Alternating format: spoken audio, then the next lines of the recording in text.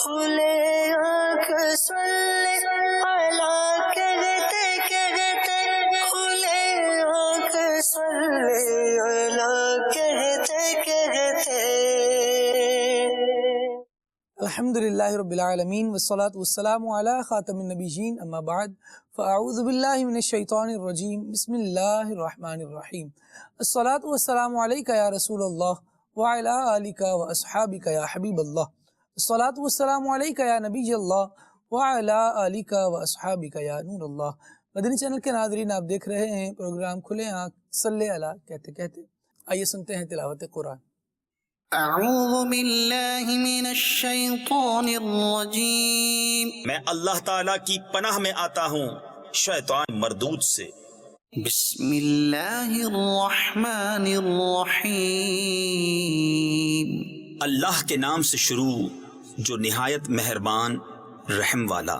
وَهُزِّي إِلَيْكِ بِجِذْعِ النَّخْلَةِ تُسَاقِطْ عَلَيْكِ رُطَبًا جَنِيًّا، اور کھجور کی جڑ پکڑ کر اپنی طرف ہلا، تجھ پر تازی پکی کھجوریں گریں گی۔ فَكُلِي وَاشْرَبِي وَقَرِّي عَيْنًا، تو کھا اور پی اور آنکھ ٹھنڈی رکھ۔ فَإِمَّا تَرَيِنَّ مِنَ الْبَشَرِ أَحَدًا فَقُولِي إِنِّي نَذَرْتُ لِلرَّحْمَنِ صَوْمًا فَلَنْ أُكَلِّمَ الْيَوْمَ إِنسِيًّا، پھر اگر تو کسی آدمی کو دیکھے تو کہہ دینا میں نے آج رحمان کا روزہ مانا ہے، تو آج ہرگز کسی آدمی سے بات نہ کروں گی۔ فَأَتَتْ بِهِ قَوْمَهَا تَحْمِلُهُ، تو اسے گود میں لیے اپنی قوم کے پاس آئی۔ قَالُوا يَا مَرْيَمُ لَقَدْ جِئْتِ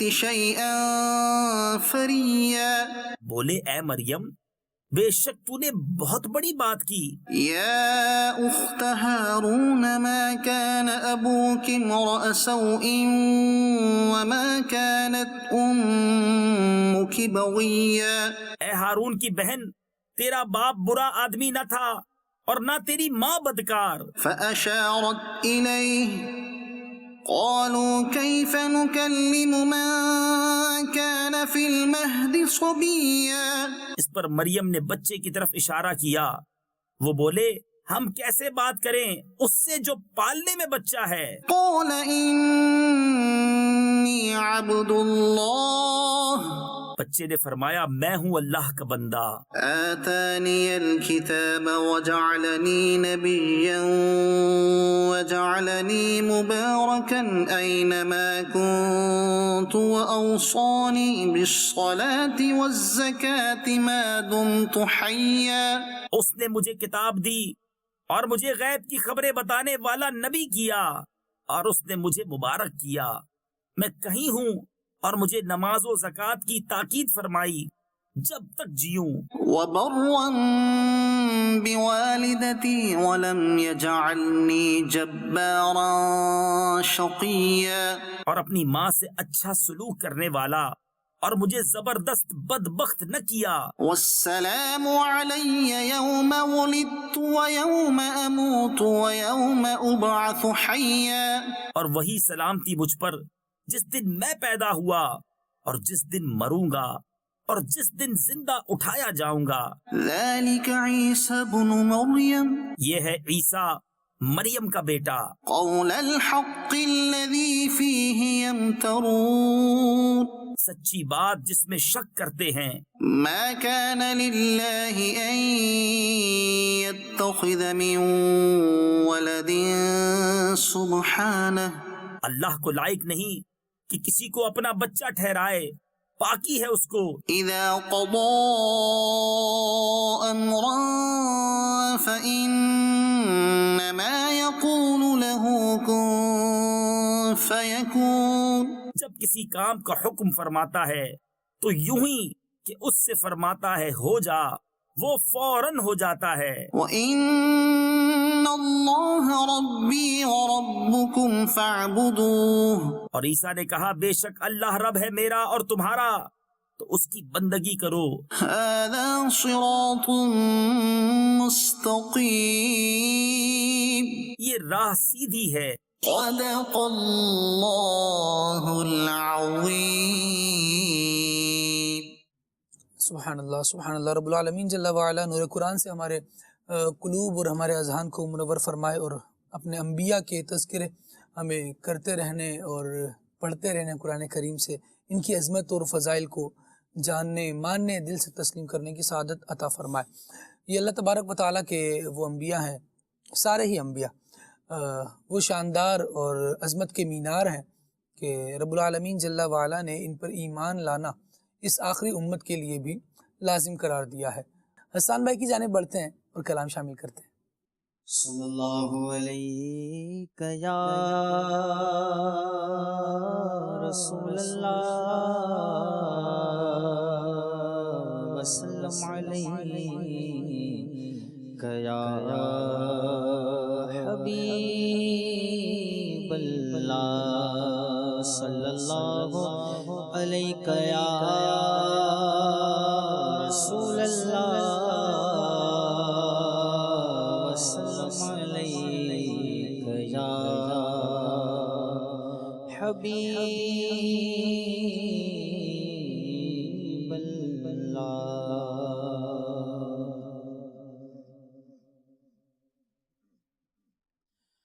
حاجیوں شہنشاہ کا روضہ دیکھو، حاجیوں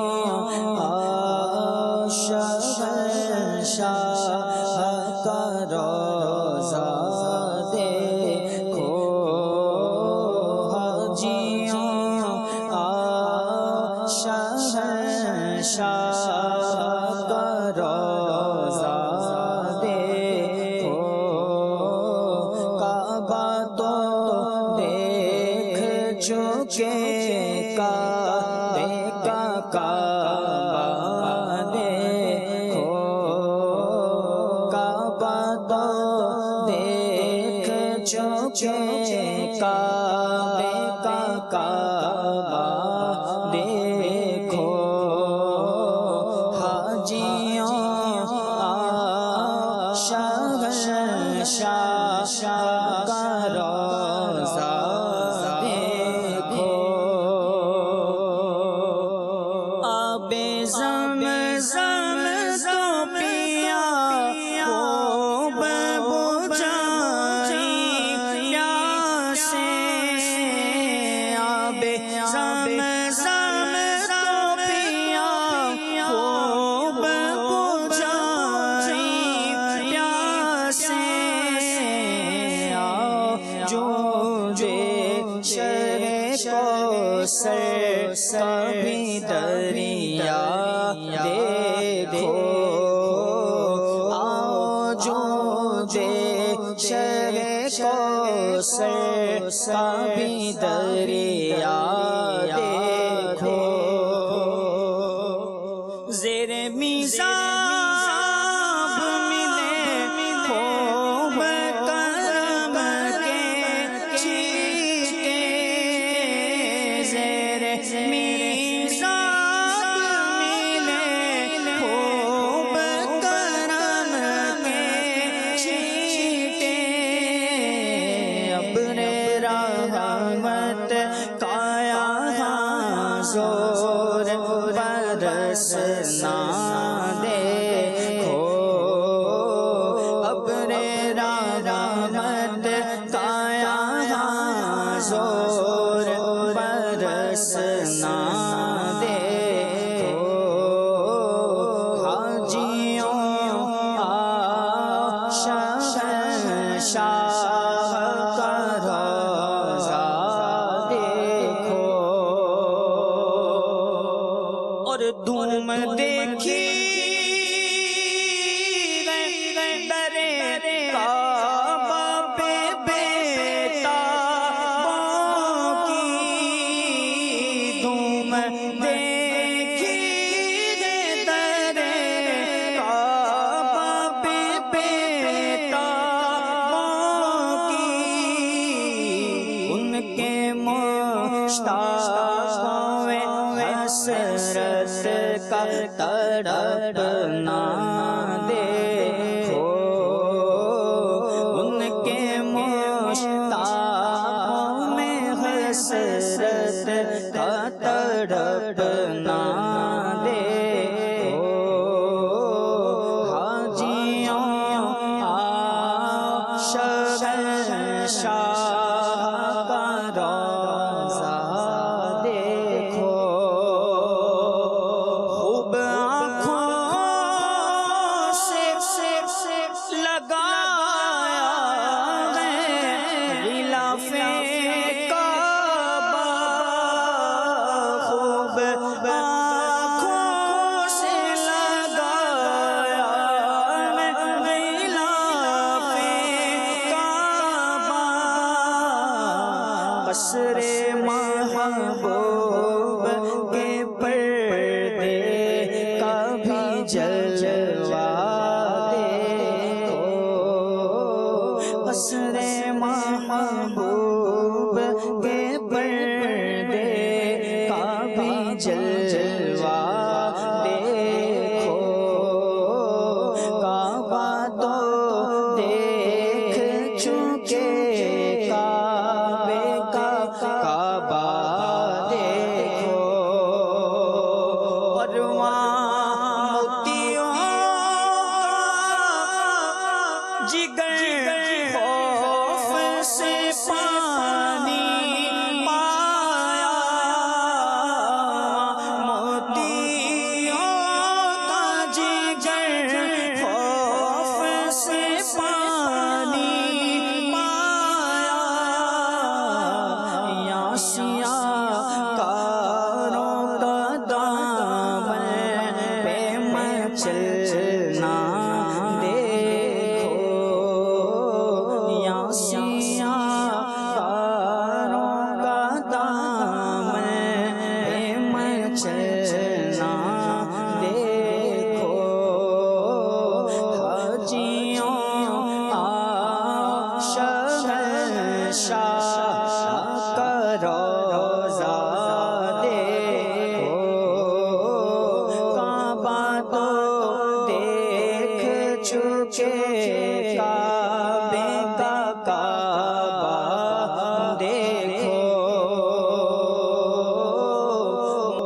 غور سے سن تو رضا کعبے سے آتی ہے صدا، غور سے سن تو رضا کعبے سے آتی ہے صدا، میری آنکھوں سے میرے پیارے کا روضہ دیکھو، میری آنکھوں سے میرے پیارے کا روضہ دیکھو، حاجیوں شہنشاہ کا روضہ دیکھو، کعبہ تو دیکھ چکے، کعبے کا کعبہ دیکھو۔ سبحان اللہ سبحان اللہ سبحان اللہ، بہت پیارا کلام سیدی اعلیٰ حضرت امام اہل سنت، امام عشق و محبت، امام محمد رضا خان رحمۃ اللہ تعالیٰ علیہ کا لکھا ہوا، اور یوں سمجھیں کہ ایک ایک مصرع اپنے اندر ایسی برکتیں لیے ہوئے ہیں کہ بندہ پڑھتا جائے ذوق میں اضافہ ہوتا چلا جاتا ہے، ایک نظر حرم مکہ کی طرف اٹھتی ہے، پھر دوسری نظر میں فوراً امام اہل سنت مدینہ یاد دلاتے ہیں کہ دیکھو اب کہاں جانا ہے، دیکھو کیا کیا برکتیں پا چکے، اور اب دیکھو کہ کہاں جاؤ گے کیا پاؤ گے، اور اللہ کریم جل وعلا حرمین طیبین کی حاضری ہمیں عطا فرمائے اور ان اشعار کا فیضان نصیب فرمائے۔ یہ اشعار وہ ہوتے ہیں جو بہت ذوق بڑھاتے ہیں، محبت رسول میں اضافہ کرتے ہیں، محبت مکہ دل میں بڑھ رہی ہوتی ہے، بندے پر یہ آشکار ہو رہا ہوتا ہے کہ میں کس بلند مقام پر حاضر ہو رہا ہوں، کس عظیم جگہ پر اب میرے جانا ہے، اور پھر وہاں کی آداب کو کس طرح ملحوظ خاطر رکھنا ہے، آداب کا کیسے خیال رکھنا ہے۔ اللہ کریم ہمیں حرمین طیبین کی برکت عطا فرمائے، حاجیوں کی حج قبول فرمائے۔ اب 2 دن مزید ہیں، پھر ایک دھوم پڑے گی چل مدینہ کی، اور عاشقان رسول مدینہ منورہ کی طرف روانہ ہوں گے۔ ابھی تو کچھ مصروفیات ہیں حج کی جو باقی ہیں، اور ذوق بار بار چاہ رہا ہوتا ہے کہ یار حج کا تذکرہ ہو، پھر حج ہو۔ اور کل یہ بھی دیکھا گیا، جمعہ کا دن تھا، اور خطبات جمعہ میں عاشقان رسول ان باتوں کا تذکرہ بھی کرتے رہے کہ اب حاجی کیا کر رہے ہوں گے، آج حاجیوں نے کیا کرنا ہے، آج ان کی دعاؤں میں سے ہم نے حصہ لینا ہے۔ اللہ کریم سب کا حج قبول فرمائے، ہمیں بھی توفیق دے۔ نبی اکرم صلی اللہ تعالیٰ علیہ وآلہ وسلم، حضور جان عالم صلی اللہ تعالیٰ علیہ وآلہ وسلم حج کے لیے روانہ ہوتے ہیں، اور انداز یہ ہے کہ آقا کریم علیہ الصلوۃ والسلام نے اطراف کے علاقوں میں بھی یہ خبر بھجوا دی ہے کہ اس سال میں حج کر رہا ہوں، اور جس سے ہو سکے وہ حج کے لیے آئے۔ صحابہ کرام علیہم رضوان کا ایک جمع غفیر جس طرف نظر اٹھائیے اس طرف سے، حضرت جابر رضی اللہ تعالیٰ عنہ کی روایت کے مطابق کہتے ہیں میں جہاں نظر اٹھا کے دیکھتا تھا انسانوں کا ایک جنگل نظر آتا تھا۔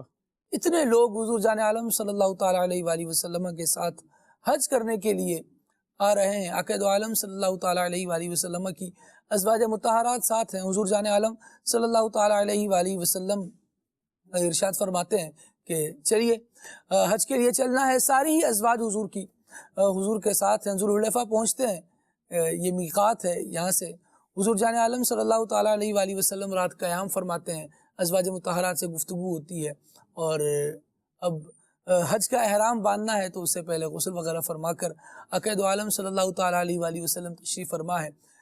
صدیقہ بنت صدیق ام المؤمنین حضرت عائشہ صدیقہ رضی اللہ تعالیٰ عنہ حضور جان عالم صلی اللہ تعالیٰ علیہ وآلہ وسلم کے جسم تھر پر مزید خوشبو نشاور کرتی ہیں آقا دو عالم صلی اللہ تعالیٰ علیہ وآلہ وسلم۔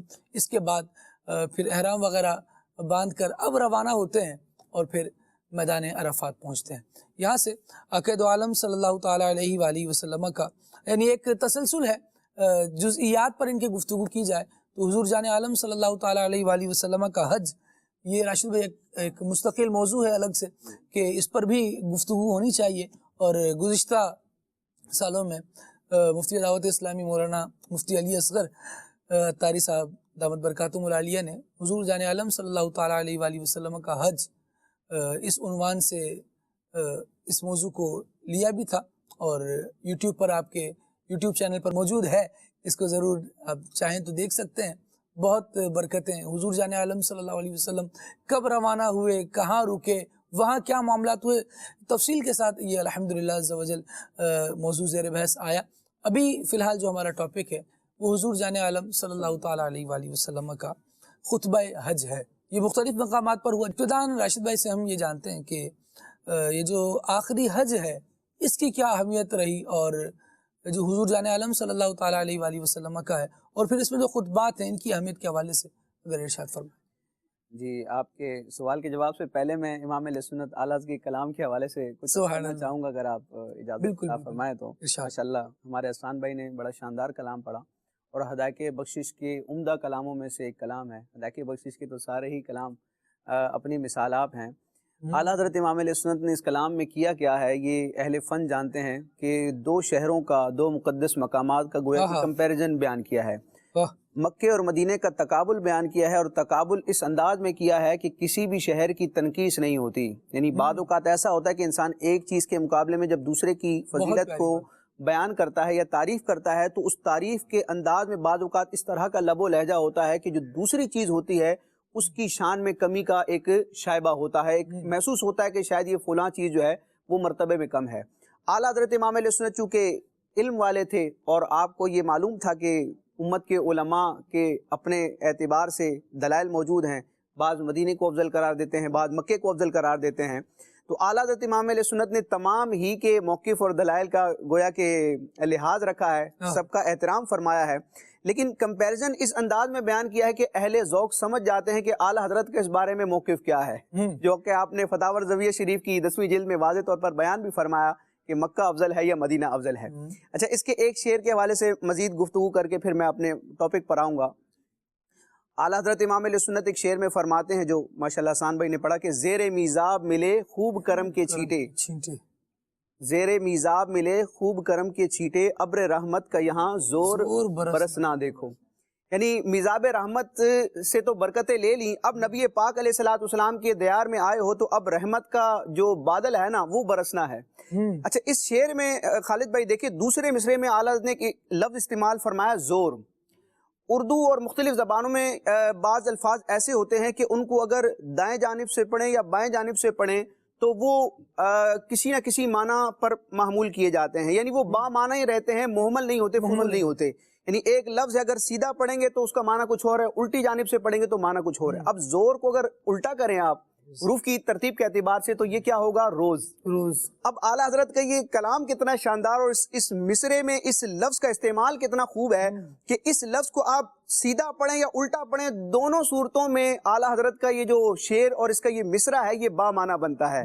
یعنی ابر رحمت کا یہاں زور برسنا دیکھو، کہ میزاب رحمت کی تو برکتیں لے لی، اب نبی پاک علیہ الصلوۃ والسلام کے شہر مدینہ شریف میں رحمت کا جو بادل ہے نا وہ زور سے برستا ہے، یعنی سب کو نوازتا ہے۔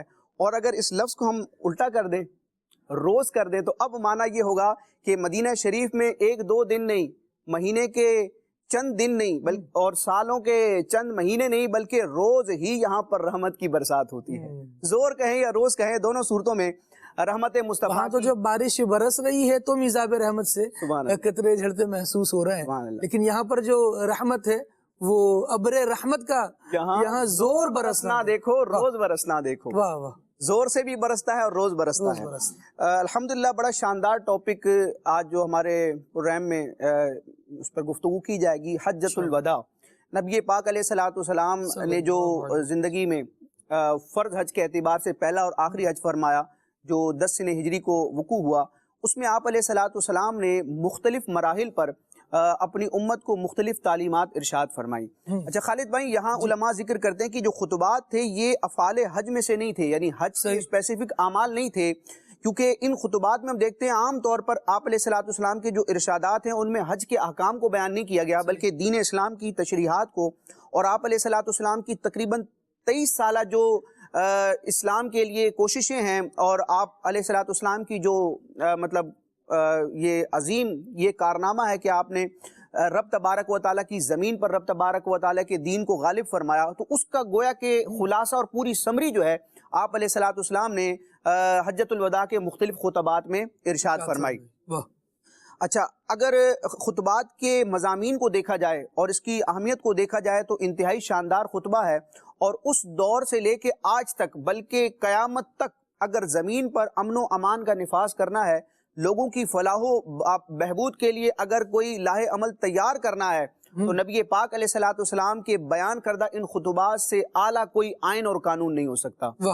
دنیا کے جتنے بھی اعلیٰ سے اعلیٰ قانون ہوں، اگر وہ نبی پاک علیہ الصلوۃ والسلام کے ان خطبات میں بیان کردہ تعلیمات کے مطابق اور موافق ہیں تو ہی وہ لوگوں کو نفع دے سکیں گے۔ اور اگر معاذ اللہ کوئی قانون، دنیا کا بنایا ہوا کوئی قانون آپ علیہ الصلوۃ والسلام کے ارشادات کے اگینسٹ ہوگا تو یقین جان لیں کہ وہ پھر کسی کے لیے نفع مند نہیں ہوگا، نہ قانون بنانے والے کے لیے نہ ان کے لیے جن پر اس کا امپلیمنٹ کیا جائے۔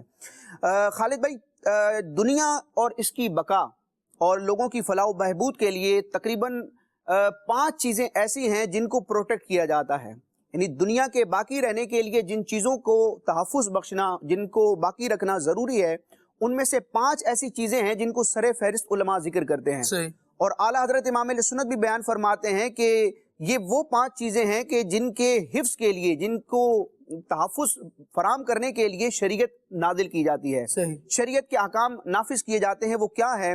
جان، مال، دین، عقل اور نسب۔ یہ 5 ایسی چیزیں ہیں جن کو فقہ کی اصطلاح میں، ٹرمینالوجی میں مقاصد خمسہ، مقاصد شرع اور کلیات خمسہ سے بھی تعبیر کیا جاتا ہے۔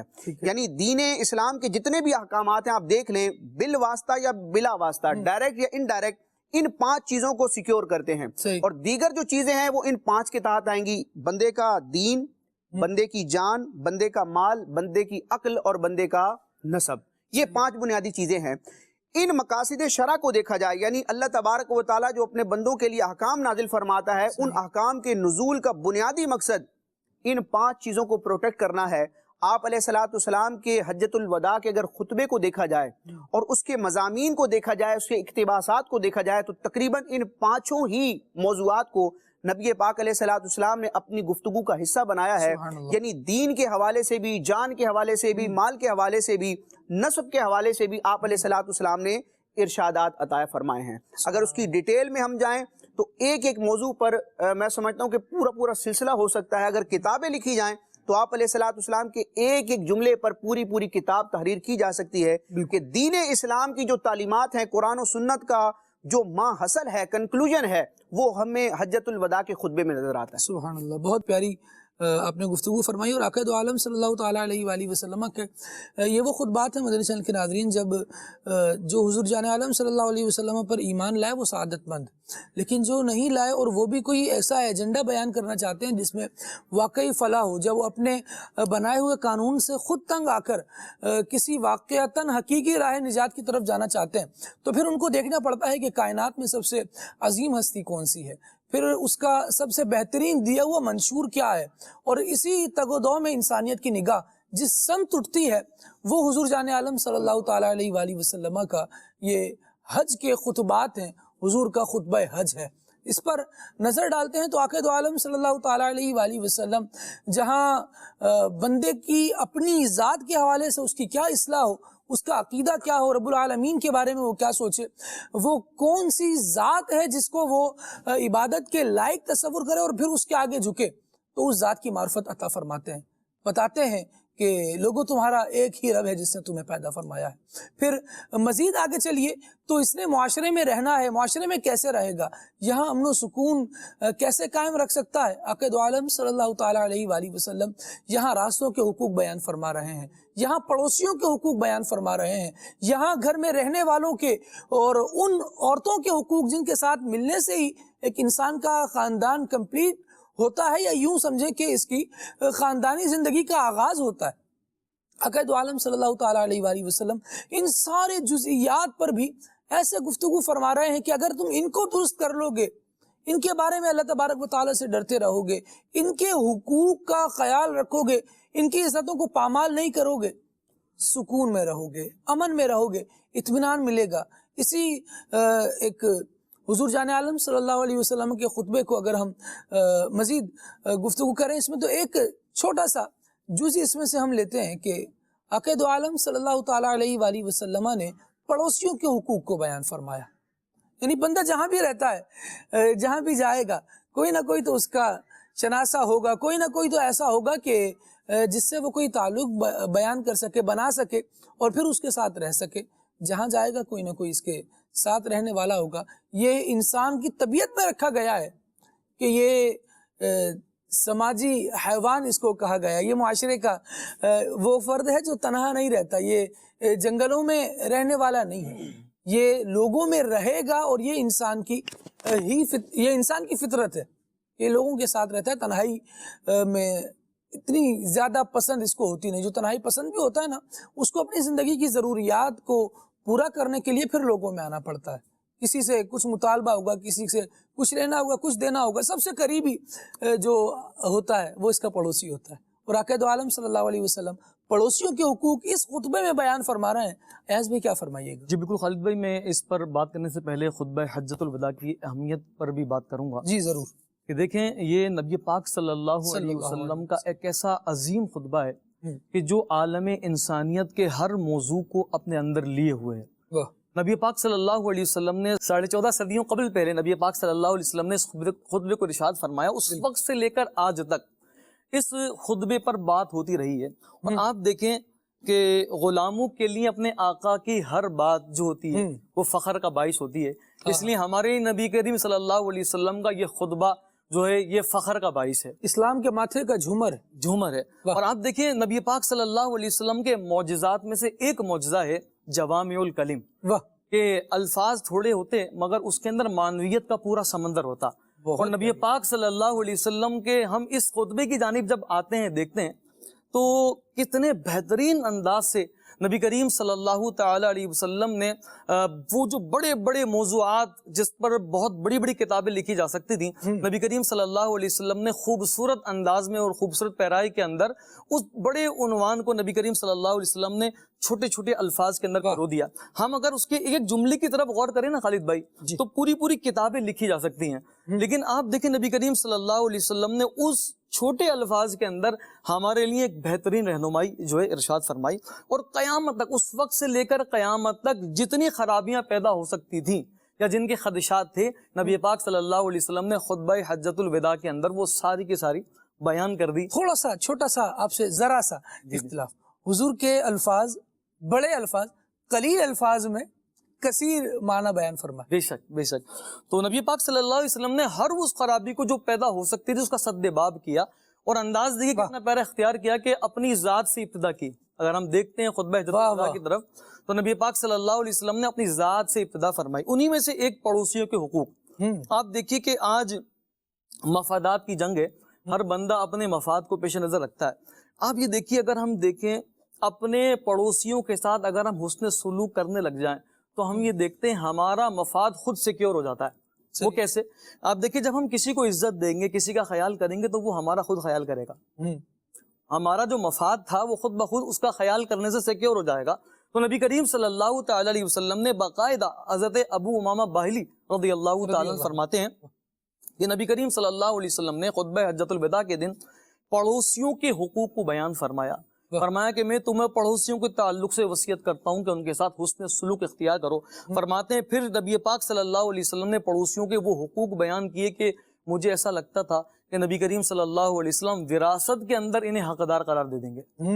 اور آپ دیکھیں سوسائٹی میں رہنے کے لیے بھی ہمیں ضروری ہے اس بات کہ ہمارے اوپر سے پریشانیاں اگر دور ہوں، ہم یہ چاہتے ہیں کہ ہم پریشان نہ ہوں تو ہمیں ایک دوسرے کے ساتھ مل کر رہنا پڑے گا.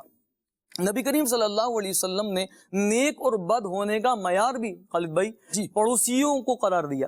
آپ دیکھیے ایک شخص نبی کریم صلی اللہ علیہ وسلم کی بارگاہ میں آیا اور اگر کہا یا رسول اللہ صلی اللہ علیہ وسلم وہ عمل بتائیے جو مجھے جنت میں لے جائے. تو نبی کریم صلی اللہ علیہ وسلم نے ارشاد فرمایا نیک بن جاؤ. انہوں نے کہا یا رسول اللہ صلی اللہ علیہ وسلم مجھے کیسے پتا چلے گا کہ میں نیک بن جاؤں؟ حضور علیہ الصلوۃ والسلام نے بہت پیاری بات ارشاد فرمائی. فرمایا کہ تم اپنے پڑوسی سے پوچھو، اگر تمہارا پڑوسی تمہارے بارے میں نیک خیال رکھتا ہے تو تم نیک ہو، اور اگر وہ تمہارے متعلق بد خیال رکھتا ہے تو پھر تم برے ہو. نبی کریم صلی اللہ علیہ وسلم نے ارشاد فرمایا کہ وہ شخص کامل مومن نہیں ہو سکتا کہ جس کی برائی سے اس کا جو پڑوسی وہ محفوظ نہ رہے. تو نبی پاک صلی اللہ علیہ وسلم نے اس زبردست تعلیم کو امت مسلمہ کے سپرد کیا کہ اگر ہم چاہتے ہیں کہ معاشرے کے اندر عزت اور آبرو ہماری محفوظ رہے تو ہمیں چاہیے کہ ہم اپنے پڑوسی کا خیال رکھیں. اور آپ دیکھیے کہ اب چونکہ آنے والے دن قربانی کے دن ہیں تو اس پہ بھی ہمیں خیال رکھنا ہے اپنے پڑوسیوں کا، اپنے محلے دار کا، کہ جہاں کہیں جو لوگ محروم ہیں، جو مہنگائی کی وجہ سے قربانی نہیں کر پا رہے، وہ بھی محروم نہ رہیں، بلکہ ہمیں ان کا بھی خیال رکھنا چاہیے. کیا بات ہے جی، بہت پیاری بات آپ نے بیان کی کہ چھوٹے چھوٹے کام ہوتے ہیں، ہمارے ایونٹ ہوتے ہیں، لائف ایونٹ، ان میں بندے کو پارٹیسپیٹ کرنا چاہیے، اور کچھ نہ کچھ ایونٹس تو اس طرح کے آتے ہی رہتے ہیں. اب بندہ کیا کرے؟ کچھ فرائض ہیں، کچھ واجبات ہیں، کچھ عبادات ہیں جو بندے نے ادا کرنی ہے. عبادات کو ادا کرنے میں بھی غور کرے کہ اس کے پڑوسی اس سے پریشان نہ ہوں. حضور جان عالم صلی اللہ تعالیٰ علیہ وآلہ وسلم جن لوگوں کو اس اہم موقع پر یاد کر رہے ہیں، جن کے حقوق کو بیان فرما رہے ہیں، یہ کوئی عام بات نہیں ہو سکتی. ہم اپنے اکابرین کی سیرت میں دیکھیں جنہوں نے حضور جان عالم صلی اللہ تعالیٰ علیہ وآلہ وسلم کو پڑھا، حضور کے فرامین کو جانا، وہ اپنے پڑوسیوں کی سفارش کرتے نظر آتے ہیں، وہ اپنے پڑوسیوں سے محبت کرتے نظر آتے ہیں. امام اعظم امام ابو حنیفہ رحمۃ اللہ تعالیٰ علیہ کی سیرت میں دیکھیے تو وہ پڑوسیوں کا ایسا خیال رکھنے والے، ایسا تحفظ کرنے والے کئی اکابرین ہمارے الحمدللہ ایسے گزرے کہ اگر پڑوس میں کوئی بچہ بھی رو رہا ہے نا تو اس بچے کے رونے کی آواز سن کر ایسا نہیں کہ اپنے گھر میں بیٹھے رہیں، بلکہ اپنے اس دور کی بات جس دور میں گھروں میں صرف دیے جلا کرتے تھے، اپنے گھر سے چراغ اٹھا کر یہ دیے اٹھا کر پڑوسیوں کو دے دینا کہ آپ کا بچہ چین سے سو جائے. وہ اگر اندھیرے سے گھبراتا ہے تو اس کی گھبراہٹ دور کرنے کا معاملہ کیا جائے. اگر آج ہمارے ہاں اس طرح کا ماحول ہو کہ ایک پڑوسی ہی دوسرے پڑوسی سے محفوظ نہ ہو، نہ اس کی عزت محفوظ ہو، نہ اس کا مال محفوظ ہو، اس کے حقوق دبے چلے جا رہے ہوں، تو بتائیے کہ دلوں میں پھر رنجشیں کیوں نہ آئیں گی. حضور جان عالم صلی اللہ تعالیٰ علیہ وسلم کی تعلیمات کو اگر ہم اپنائیں گے اور اس کا نفاذ ہماری زندگیوں میں رہے گا تو اس کی جو روشنی ہے وہ کائنات میں پھیلتی چلی جائے گی. اللہ کریم جل وعلا ہمیں ان حقوق کا لحاظ رکھنے کی توفیق عطا فرمائے. مہروز بھائی، حضور جان عالم صلی اللہ تعالیٰ علیہ وآلہ وسلم شاہ عالم ہیں، شہنشاہ اسلام ہیں، اور ایک خطبہ ارشاد فرما رہے ہیں. نہ کوئی تخت ایسا لگا ہے کہ جس سے یوں اندازہ ہو کہ یہ بہت کوئی کر و فر والا بادشاہ ہے. حالانکہ کر و فر ان کا یہ ہے کہ تیری فرش پر حکومت، تیری عرش پر حکومت. ان کے اشارے پر تو چاند سورج چلا کرتے ہیں، لیکن انداز یہ ہے ایک عاجزانہ انداز، ایک لوگوں کے ساتھ گھل مل کر رہنے والا انداز. کیا فرمائیں گے حجت الوداع میں حضور جان عالم صلی اللہ تعالیٰ علیہ وآلہ وسلم کا جو انداز ہے اور پھر جو اہم موضوع حضور جان عالم صلی اللہ علیہ وسلم بیان فرما رہے ہیں؟ آپ نے کر و فر کی بات کی. یقیناً نبی پاک علیہ الصلوۃ والسلام سے بڑھ کر شان کس کی ہوگی، عظمت کس کی ہوگی، یہ تو کسی باشعور شخص سے پوشیدہ نہیں ہے. لیکن ظاہری اعتبار سے دیکھا جائے تو خالد بن نبی پاک علیہ الصلوۃ والسلام کو کسی ایسی شان کی ضرورت نہیں تھی جو امیٹیشن ہو. اللہ پاک نے آپ کو کردار کی وہ عظمت عطا فرمائی تھی کہ شعب ابی طالب میں بھی رہے تو دنیا کی نظریں جو ہے آپ صلی اللہ علیہ وسلم کو شہنشاہ عالم ہی کی حیثیت سے دیکھا کرتی تھی. تو یہ جو ظاہری اسباب ہوتے ہیں شان و شوکت کے، یہ اس کی ضرورت ان لوگوں کو پڑتی ہے جن کے پاس حقیقی کردار نہیں ہوتا. نبی کریم علیہ الصلوۃ والسلام کے پاس حقیقی کردار کی خوشبو اور عظمت تھی جس کے اپنے اور بیگانے سب معترف تھے. تعصب جن کی آنکھوں میں تھا وہ زبان سے جھٹلاتے تھے، لیکن ان کے بھی دل تو بہرحال اقرار کرتے تھے کہ یہ عظیم الشان انسان جو ہے یہ عام انسان نہیں ہے بلکہ یہ پیغمبرانہ صفات کے حامل ہے. تو آقا کریم علیہ الصلوۃ والسلام نے بڑی سادگی سے، اگر آپ دیکھیں تو اہم ترین خطبہ ہے یہ نبی کریم علیہ الصلوۃ والسلام کا. اس میں آپ نے اس بات کی بھی گویا کہ خبر دے دی تھی کہ میری زندگی، یہ ظاہری زندگی جو ہے اس کے تمام کا وقت ہے، دین بھی کامل ہو چکا ہے، دین کامل ہو رہا ہے. آپ دیکھیے قرآن نے اکملتو کا لفظ استعمال فرمایا ہے. یہاں پہ یہ بیان نہیں فرمایا کہ اب وحی آنا بند ہو جائے گی، احکام شریعت آنا بند ہو جائیں گے، بلکہ فرمایا اکملتو، کہ اب وہ جو کام تھا نا وہ مکمل ترین ہو چکا ہے. اکمل کا لفظ استعمال فرمایا.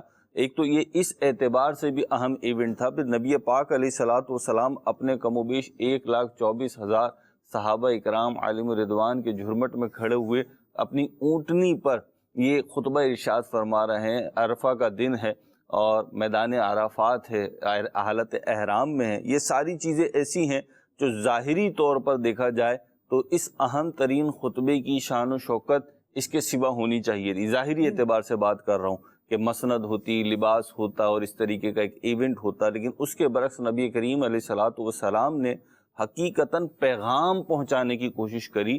پیغام کو ایمیٹیشن پھولوں سے، فلاور سے، گلدستوں سے خوشبودار کرنے یا اسے پرکشش بنانے کی ضرورت ہی محسوس نہ فرمائی. اس کی وجہ یہی تھی کہ وہ پیغام اتنا مؤثر تھا کہ وہ رہتی دنیا تک کی انسانیت کے لیے ایک مینیفیسٹو کا کام دے گا. کیونکہ نبی کریم علیہ الصلوۃ والسلام کا جو خطبہ ہے نا خالد بھائی، ہم تو آقا کریم علیہ الصلوۃ والسلام کے ادنا ترین غلام ہیں، بلکہ یوں کہنا چاہیے ہم ان کے غلاموں کے غلام ہیں. لیکن یہ خطبہ اور اس کے مندرجات جو ہیں وہ اگر دیکھے جائیں تو آج بھی امن عالم کے اسباب اور وجوہات اور حل جو ہے وہ اس خطبہ حجت الوداع میں موجود ہیں. اس خطبے کو دیکھیے آپ تو نبی کریم علیہ الصلوۃ والسلام نے امن عالم کا ایک ضابطہ بیان فرمایا، اور وہ یہ بیان فرمایا کہ تم ایک خدا کی بنائی ہوئی مخلوق ہو، تم ایک خدا ہی کو تسلیم کرو. اور دوسرا پہلو مشترکات جو بیان فرمایا وہ یہ بیان فرمایا کہ تمہارے والد گرامی حضرت آدم علیہ السلام ایک ہی ہیں، سارے انسان تم انہی سے پیدا ہوئے. اور پھر پوچھتے ہیں کہ تم میرے بارے میں کیا جواب دو گے. تو نبی کریم علیہ الصلوۃ والسلام کا یہ خطبہ اس حوالے سے بھی اہمیت کا حامل ہے. اور پھر آپ دیکھیے اس میں جب آپ تفصیل بیان کریں گے تو حقوق کی بات جو آپ فرما رہے ہیں انسانیت کے فخر اور اس کے تاج کا اور اس کے شرف کا بیان فرما دیا نبی کریم علیہ الصلوۃ والسلام نے، اور جتنی مصنوعی چیزیں تھیں ان کو اپنے پیروں تلے رون دیا۔ زمانے جاہلیت کی رسمیں ہوں یا نسلی اور تعصب پر مبنی جو ہے وہ تفاخر ہو، اسے نبی کریم علیہ الصلوۃ والسلام نے اپنے قدموں تلے رون دیا اور فرما دیا کہ کسی عربی کو کسی عجمی پر، کسی عجمی کو کسی عربی پر، کسی گورے کو کسی کالے پر کسی قسم کی فضیلت نہیں ہے، لیکن کردار کی، تقوی کی۔ اور یہی حقیقت ہے کہ آج ساری دنیا میں اگر کردار مضبوط ہو جائیں، کردار میں سے دوغلا پن نکل جائے اور کردار کے اندر خوشبوئیں بس جائیں، تو خالد بھائی پوری دنیا، صرف مسلمانوں کی بات نہیں کر رہا میں، پوری دنیا کی انسانیت جو ہے وہ امن میں آ جائے گی، سلامتی میں آ جائے گی۔ اس خطبے کا ایک اور پہلو جو آپ لے رہے ہیں، ابھی ڈسکس بھی کر رہے ہیں، کہ پڑوسیوں کے حقوق۔ نبی کریم علیہ الصلوۃ والسلام نے ہر اس چیز کا اس میں حق بیان فرمایا ہے جس کے حق کو تلف کیا جاتا تھا۔ آپ دیکھیے پڑوسیوں کے حقوق بیان فرمائے، خواتین کے حقوق بیان فرمائے، غلاموں کے حقوق بیان فرمائے۔ آقا کریم صلی اللہ تعالی علیہ وسلم نے کوئی پہلو تشنا ایسا نہیں رہنے دیا کہ جس میں لوگ کوتاہی برتتے تھے یا برت سکتے ہیں، اور نبی پاک علیہ الصلوۃ والسلام نے اسے ایڈریس نہ کیا۔ اور جملے دیکھیں آپ، اتنے سادہ ہیں اس خطبے کے جملے۔ جو بات آپ نے پیچھے کہی تھی کہ نبی پاک علیہ الصلوۃ والسلام کو رب تبارک و تعالی نے جوامع الکلم کی صفت سے نوازا ہے، یہ بھی آپ کا ایک وصف ہے اور یہ آپ کی ایک شان ہے کہ آپ کے چھوٹے چھوٹے جو جملے ہوتے ہیں ان کے اندر گویا کہ وہ دریا کوزے میں دریا بند ہوتا ہے، مختصر قلیل جملے ہوتے ہیں اور کثیر معنی و مفاہیم ہوتے ہیں اس کے۔ تو یہ خطبہ حجۃ الوداع جو ہے وہ بھی ایسا ہی ہے۔ مدنی چینل کے ناظرین، یہاں حضور جان عالم صلی اللہ تعالی علیہ وآلہ وسلم کے جو امن کے حوالے سے گفتگو، یہاں خالد بھائی ایک جملہ، آپ نے کتاب بڑی پیاری بتائی ہے، مجھے ایک جملہ، علامہ ارشد القادری رحمۃ اللہ تعالی علیہ رئیس التحریر ہیں، ان کا بڑا پیارا جملہ ہے۔ آپ فرماتے ہیں کہ کامیاب لوگ جو ہیں وہ ہر چیز میں تجربے نہیں کرتے بلکہ تجربہ کار لوگوں سے فائدہ اٹھاتے ہیں۔ تو اگر سیرت کے باب میں دیکھا جائے تو ہم یوں دیکھیں تو بہت سارے لوگ ایسے ہیں کہ جو مختلف افراد کی سیرت پڑھتے ہیں، کامیاب لوگوں کو پڑھتے ہیں تاکہ کامیابی حاصل کر سکیں۔ تو سب سے بڑی اچیومنٹ تو نبی پاک علیہ الصلوۃ والسلام کی یہ تاریخ انسانی میں جو قیامت تک رہے گی، اس سے اوپر کسی کی اچیومنٹ نہیں ہے کہ نبی کریم علیہ الصلوۃ والسلام نے کس انداز پر اپنے پیغام کو عام کرنا شروع کیا، کیسی کیسی مشکلات آئیں اور کس کس ذریعے سے مشکلات آئیں۔ لوگ کہتے ہیں نا کہ جناب اپنے ہی جو ہے نا وہ چھرا گھونپتے ہیں، تو وہاں پہ حال اس سے بڑھ کر تھا، لیکن نبی کریم علیہ الصلوۃ والسلام نے گیو اپ نہیں کیا، کرنا بھی نہیں تھا، آپ کی ذاتی اسے شان کی ہے، لیکن پھر اچیومنٹ ہوئی۔ تو آج ہم اگر سیکھنا چاہتے ہیں نا تو سب سے پہلے یہاں سے سیکھیں۔ ہمارا مسلمانوں کا بڑا المیہ یہ ہو گیا، ہم سب سے آخر میں اس در پہ آتے ہیں، جب سارے دروازے بند ملتے ہیں نا تو اس در پہ آتے ہیں، کیونکہ پتہ یہ دروازہ تو بند نہیں ہوگا، تو جب پتہ ہے بند نہیں ہوگا تو پہلے ہی اسی دروازے میں داخل ہو جائیں۔ کیا بات ہے، یہ وہ دروازہ ہے جہاں سے علم بھی ملتا ہے، جہاں سے معرفت بھی ملتی ہے، جہاں سے آپ صرف حضور جان عالم صلی اللہ تعالیٰ علیہ وآلہ وسلم کے وہ 4 صحابہ جو حضور جان عالم صلی اللہ علیہ وسلم کے بعد حضور کے خلیفہ رہے اور اس امت کے امام رہے، ان کو دیکھیں تو کہیں صداقت میں شعرا ہے، کہیں عدالت میں شعرا ہے، اور کہیں شجاعت میں شعرا ہے، اور کہیں حضور جان عالم صلی اللہ تعالیٰ علیہ وآلہ وسلم سخاوتیں بانٹتے نظر آ رہے ہیں۔ سخاوت بانٹنا یہ اپنے ضمن میں خود ایک کمال ہے، اور عقائد عالم صلی اللہ تعالیٰ علیہ وآلہ وسلم کے در سے یہ جاری ہوتا ہے۔ راشد بھائی کی طرف ایک سوال بڑھانا چاہوں گا، لیکن اس سے پہلے میں سوچ رہا ہوں کہ 2-4 جملے اس بات پر ہوں کہ عقائد عالم صلی اللہ علیہ وسلم نے جو پیغام امن دیا ہے اس میں سے بہت پیاری، بہت اعلیٰ بات یہ کہ یہ جو جملہ ایک ارشاد فرمایا نا کہ کسی گورے کو کسی کالے پر کوئی فضیلت نہیں ہے، کسی عربی کو کسی عجمی پر کوئی فضیلت نہیں ہے۔ مدنی چینل کے ناظرین، جب ہم اس کو مان جاتے ہیں نا، تسلیم کر لیتے ہیں، اب یقین کیجئے یہ سکون کا ایسا فارمولہ ہے، جن لوگوں نے زمین کے ٹکڑوں پر محض رنگت کی وجہ سے لڑائی کی نا، آج تک بے سکونی بھگت رہے، آج تک پریشان ہیں، آج تک سمجھ نہیں آتا کہ کس کو کہاں بیٹھنا ہے اور کس نے کہاں سے اٹھ کے چلے جانا ہے۔ عجیب و غریب کھچاؤ اور تناؤ کا ماحول ہے، کندھے سے کندھا مل رہا ہے تو پانی بہایا جا رہا ہے، عجیب اور غریب رسمیں اور عجیب و غریب قسم کی چیزیں ہیں۔ حضور جان عالم صلی اللہ تعالیٰ علیہ وآلہ وسلم کا انداز دیکھیے کہ جہاں اسلام کا نام لیا جائے گا وہاں یہ تفاخر جو ہیں یہ ختم ہو جاتے ہیں۔ عقائد عالم صلی اللہ تعالیٰ علیہ وآلہ وسلم نے اسلام کے ماننے والوں کو ایسا امن کا درس دیا، آپ دیکھیے یہ کوئی بھی زبان بولنے والے ہوں، کسی بھی رنگت کے حامل ہوں، لیکن جب اسلام کی بات آئے گی، اللہ تبارک و تعالیٰ کی بارگاہ میں حاضر ہونے لگیں گے تو پھر ان کو اس سے غرض نہیں ہوگی کہ میرے امام کی رنگت کیا ہے، یہ اس کے پیچھے ہاتھ باندھ کر وہ اللہ اکبر کہے گا، یہ ارکان ادا کر رہے ہوں گے۔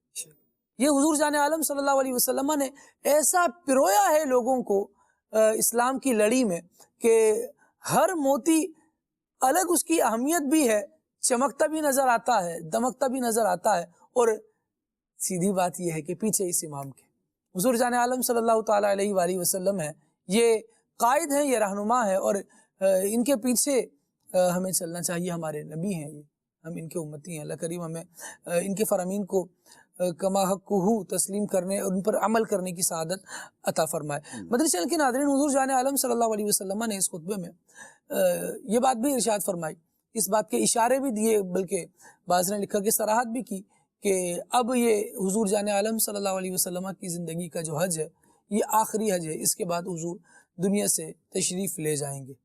کیا معاملہ ہے راشد بھائی، اور حضور جان عالم صلی اللہ علیہ وسلم کا ایسا فرمانا کیوں تھا؟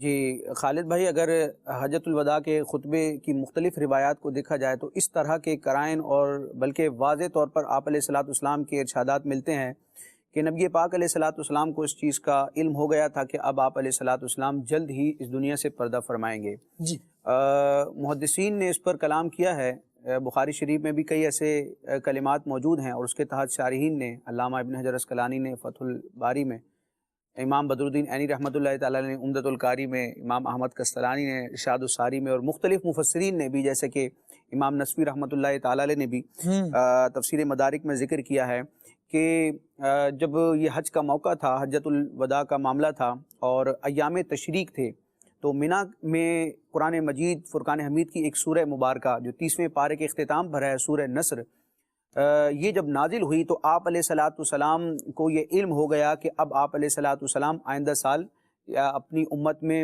ظاہری طور پر موجود نہ ہوں گے۔ تو آپ علیہ الصلوۃ والسلام جانتے تھے، اسی لیے رمی جمرات کے قریب نبی پاک علیہ الصلوۃ والسلام نے جمرات کے قریب یہ اپنی امت سے فرما دیا کہ مجھ سے حج کے مسائل سیکھ لو، کیونکہ آئندہ سال میں تمہارے درمیان موجود نہ ہوں گا۔ یہ نبی پاک علیہ الصلوۃ والسلام پر رب کا فضل ہے کہ رب تبارک و تعالی نے آپ کو ایسے ایسے علوم عطا فرمائے ہیں کہ عام شخص کا عقل و فہم وہاں تک پہنچ نہیں سکتا۔ یہاں پر ایک بڑی انٹرسٹنگ بات ہے جو علماء نے ذکر کی ہے کہ اسلام میں جو حج کی مشروعیت ہے یا اسلام میں حج کے فرض ہونے کا حکم ہے وہ 9ویں ہجری میں ہوا، یعنی 9ویں ہجری میں حج فرض ہوا، لیکن نبی کریم علیہ الصلوۃ والسلام نے 10ویں ہجری میں جو ہے وہ حج ادا فرمایا، یعنی 1 سال اس کو ڈیلے رکھا۔ اس کی وجہ کیا ہے؟ حالانکہ فقہ حنفی کے اعتبار سے بھی دیکھا جائے تو فقہاء کا یہ مسلک و مذہب ہے کہ حج جس پر فرض ہو جائے، شرائط پائی جائیں اور شرعی اور قانونی اعتبار سے کوئی رکاوٹ نہ ہو تو پھر حج فوراً ہی کیا جائے گا، اس میں تاخیر کرنے سے بندہ گناہ گار ہوگا۔ لیکن پیارے آقا علیہ الصلوۃ والسلام جو ہے وہ 9ویں ہجری کو حج فرض ہوتا ہے، مسلمان حج کرتے ہیں، صدیق اکبر رضی اللہ تعالیٰ عنہ کو مسلمانوں کا امیر بنا کر، امیر حج بنا کر بھیجا جاتا ہے۔ آپ علیہ الصلوۃ والسلام تشریف نہیں لے جاتے، آپ علیہ الصلوۃ والسلام اگلے سال حج ادا فرماتے ہیں۔ تو اس کو ڈیلے کرنے کی وجہ کیا ہے؟ یعنی وہ علماء، وہ فقہاء جو علل فور حج کرنے کے قائل ہیں کہ فوراً ہی حج کرنا لازم ہوتا ہے، تو ان کے نزدیک پھر کیا جواب ہوگا کہ آپ علیہ الصلوۃ والسلام 1 سال بعد حج فرما رہے ہیں؟ تو یہاں پر پھر فقہاء اسلام نے نبی پاک علیہ الصلوۃ والسلام کی علم کی عظمت و شان کو بیان فرمایا، اور یہ واضح طور پر فقہ کی کتابوں میں ذکر کیا کہ نبی پاک علیہ الصلوۃ والسلام نے 9ویں ہجری میں حج فرض ہونے کے باوجود نہ فرمایا بلکہ 10ویں ہجری تک مؤخر کیا، اس لیے کہ وحی کے ذریعے آپ علیہ الصلوۃ والسلام جانتے تھے کہ اگلے سال تک آپ علیہ الصلوۃ والسلام حیات رہیں گے، اس لیے آپ علیہ الصلوۃ والسلام نے کئی مصلحتوں کے تحت اس کو مؤخر فرمایا۔ تو یہ پہلے بھی علم تھا، اور پھر حجۃ الوداع پر جب یہ صورت نازل ہوئی تو اس وقت بھی آپ علیہ الصلوۃ والسلام کو یہ ادراک ہوا، اور آپ علیہ الصلوۃ والسلام نے اس کا اظہار بھی فرمایا کہ اب میں تمہارے درمیان موجود نہیں ہوں گا۔ یہی وجہ ہے کہ علماء نے ذکر کیا کہ مختلف مراحل پر، حجۃ الوداع کے مختلف مراحل پر آپ علیہ الصلوۃ والسلام نے مختلف خطبات ارشاد فرمائے، یعنی 23 سالہ آپ علیہ الصلوۃ والسلام کی جو ایک رسالت کی اور تبلیغ کی مبارک زندگی ہے، اس کا جو ثمرہ تھا، اس کا جو فروٹ تھا، اس کا جو ماحصل تھا، وہ آپ کے سامنے تھا۔ آپ علیہ الصلوۃ والسلام کی نگاہیں ملاحظہ فرما رہی تھی کہ تا حد نظر آپ علیہ الصلوۃ والسلام کے غلام اور آپ کے عاشق موجود ہیں، تو آپ علیہ الصلوۃ والسلام قدم قدم پر اپنے امتیوں کی رہنمائی فرماتے رہے اور اسلام کے فلسفے کو بیان فرماتے رہے۔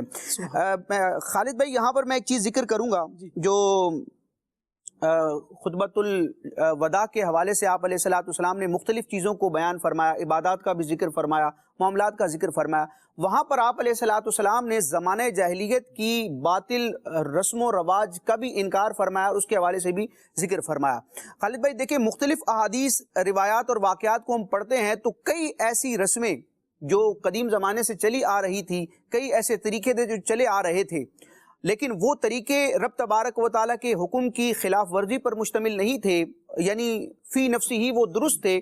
تو آپ علیہ الصلوۃ والسلام نے کئی رسوم کو باقی بھی رکھا، کئی طریقوں کو جاری رکھا، صحابہ کرام کو اس کی رخصت اور اجازت عطا فرمائی، لیکن زمانہ جاہلیت کا ہر وہ معاملہ، ہر وہ رسم، ہر وہ رواج کہ جو رب تبارک و تعالیٰ کی نافرمانی پر مشتمل تھا، رب تبارک و تعالیٰ کے احکام کے اگینسٹ تھا، تو آپ علیہ الصلوۃ والسلام نے اس کا انکار بھی فرمایا، اس کی مذمت بھی بیان فرمائی اور اس کی شناعت کو بیان فرمایا۔ یہاں سے ہمیں یہ سیکھنے کو ملتا ہے کہ اگر پہلے کے لوگوں سے کوئی رسم و رواج چلا آ رہا ہے، وہ خاندانی رسم و رواج ہو، قوم کا ہو، کسی خطے کا ہو، تو اس کو چیک کر لیا جائے کہ وہ شریعت کے اصولوں کے مطابق ہے یا نہیں۔ کہ جس طرح آپ علیہ الصلوۃ والسلام نے زمانہ جاہلیت کے اور قدیم زمانے کے تمام رسوم اور رواج جو تھے، جو طریقے تھے، ان کو گویا کہ ریفائن فرما دیا، کہ جو رب تبارک و تعالیٰ کے حکم کے موافق تھے ان کو باقی رکھا، اور جو اس کے موافق نہیں تھے اس کو آپ نے ختم فرما دیا۔ تو ہمارے ہاں بھی کئی ایسی رسوم ہوتی ہیں، تو ہمیں علماء سے رہنمائی لینی چاہیے کہ یہ جو ہماری رسم ہے، جس کو ہم رواج کا حصہ سمجھتے ہیں، جس کو اپنے لیے ضروری سمجھتے ہیں، معاشرے کے لیے، اپنے خاندان کے لیے، یہ آیا شرعی اصولوں کے مطابق ہے یا نہیں۔ اب آپ علیہ الصلوۃ والسلام کے کتنے شاندار کلمات اور کیسی مطلب شان و شوکت کا اظہار ہے۔ آپ علیہ الصلوۃ والسلام اس خطبے میں ان زمانہ جاہلیت کی تمام رسوم کو جو خاندانی تعصب پر، خاندانی تفاخر پر مبنی تھیں، رنگ و نسل کی برتری کے حوالے سے تھی، یا قومیت کے اعتبار سے اونچ نیچ کے جو انہوں نے اپنے خود ساختہ قوانین بنا رکھے تھے، اصول بنا رکھے تھے، فضیلت کے معیار بنا رکھے تھے، تمام ہی کی نفی کرتے ہوئے آپ علیہ الصلوۃ والسلام شاہانہ انداز میں فرماتے ہیں کہ الا کل شیء من امر الجاہلیت تحت قدمی موضوع، کہ سن لو جاہلیت کے تمام دستور میرے دونوں قدموں کے نیچے پامال ہیں۔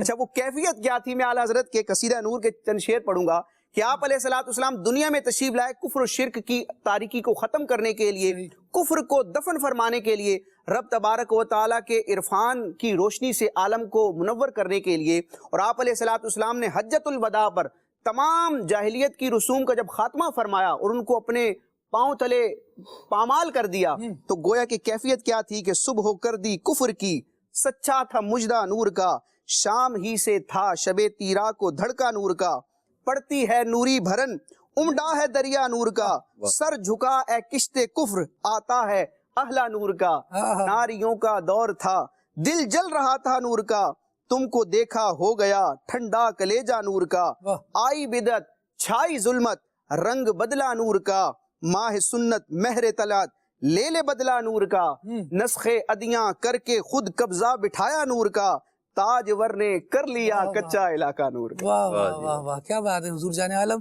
صلی اللہ تعالیٰ علیہ وآلہ وسلم کے مدنی چینل کے ناظرین، ذرا یہ موضوع اس تناظر میں بھی سامنے رکھیے۔ حضرت یعقوب علیہ السلام ہیں، اللہ تبارک و تعالیٰ کے نبی ہیں، ان کی وفات کا وقت قریب آتا ہے۔ رب العالمین جل وعلا قرآن میں ارشاد فرماتا ہے ام کنتم شہداء اذ حضر یعقوب الموت اذ قال لبنیہ ما تعبدون من بعدی، ان کی موت کا وقت قریب آیا، اپنے بچوں کو انہوں نے بلا لیا اور بچوں سے کہنے لگے کہ ہاں بھائی میرے بعد پھر کیا ارادہ ہے، کس کی عبادت کرو گے؟ ما تعبدون من بعدی، میرے بعد کسے پوجو گے، کس کی عبادت کرو گے؟ تو بچوں نے جواب دیا قالوا نعبد الہک و الہ آبائک ابراہیم و اسماعیل و اسحاق الہا واحدا، بچوں نے یہی جواب دیا کہ ہم تو وہی کریں گے جو ہمارے بڑے کرتے آئے ہیں، حضرت ابراہیم کرتے آئے ہیں، حضرت اسماعیل کرتے آئے ہیں، حضرت اسحاق کرتے آئے ہیں، ہم تو وہی کریں گے۔ جب وہ ایک معبود کو، اللہ وحدہ لا شریک کو پوجتے آئے، اس کی عبادت کرتے آئے، تو ہم بھی اسی کی عبادت کریں گے۔ یہ وہ جواب تھا کہ بڑے کرتے آئے ہیں تو ہم بھی یہ کریں گے۔ اللہ تبارک و تعالیٰ نے اس کو مقام مدح میں بیان فرمایا، کیوں؟ تعریف اس کی فرمائی، کیوں؟ کیونکہ یہ بات درست تھی۔ اور اسی کے برخلاف اگر دیکھیں تو جب مشرکین کو یہ کہا جاتا کہ باطل معبودوں کو چھوڑو تو وہ کہتے نہیں ہم نہیں چھوڑیں گے، ما وجدنا علیہ آباءنا، ہم وہ کریں گے جس پر ہم نے اپنے باپ دادا کو پایا ہے۔ تو قرآن ان کو کہتا ہے کہ ہوش کرو، اگرچہ تمہارے باپ دادا کو عقل نہیں تھی، وہ ہدایت پر نہیں تھے، پھر بھی تم وہی کرو گے۔ مسئلہ ہدایت کا ہے، مسئلہ قرآن و سنت کی موافقت کا ہے، حکم الہی کی موافقت کا ہے۔ اگر بڑے اللہ تبارک و تعالیٰ کے حکم کی موافقت کرتے ہیں، اس پر عمل کرنے والے ہیں تو ٹھیک ہے، اس عمل کو جاری رکھا جائے گا کہ بڑے بھی اللہ کو ماننے والے تھے، اس کے حکم کے مطابق زندگی گزارنے والے تھے، ہم بھی گزاریں گے۔ لیکن اگر بڑے غلطی کرتے آ رہے تھے، جو خاندانی بڑے ہیں، علمی طور پر نہیں جانتے یا دین کو نہیں جانتے، پڑھا ہی نہیں، سیکھا ہی نہیں، سمجھا ہی نہیں، اور کسی غلطی میں مبتلا تھے، تو وہ غلطی چھوڑی جائے گی۔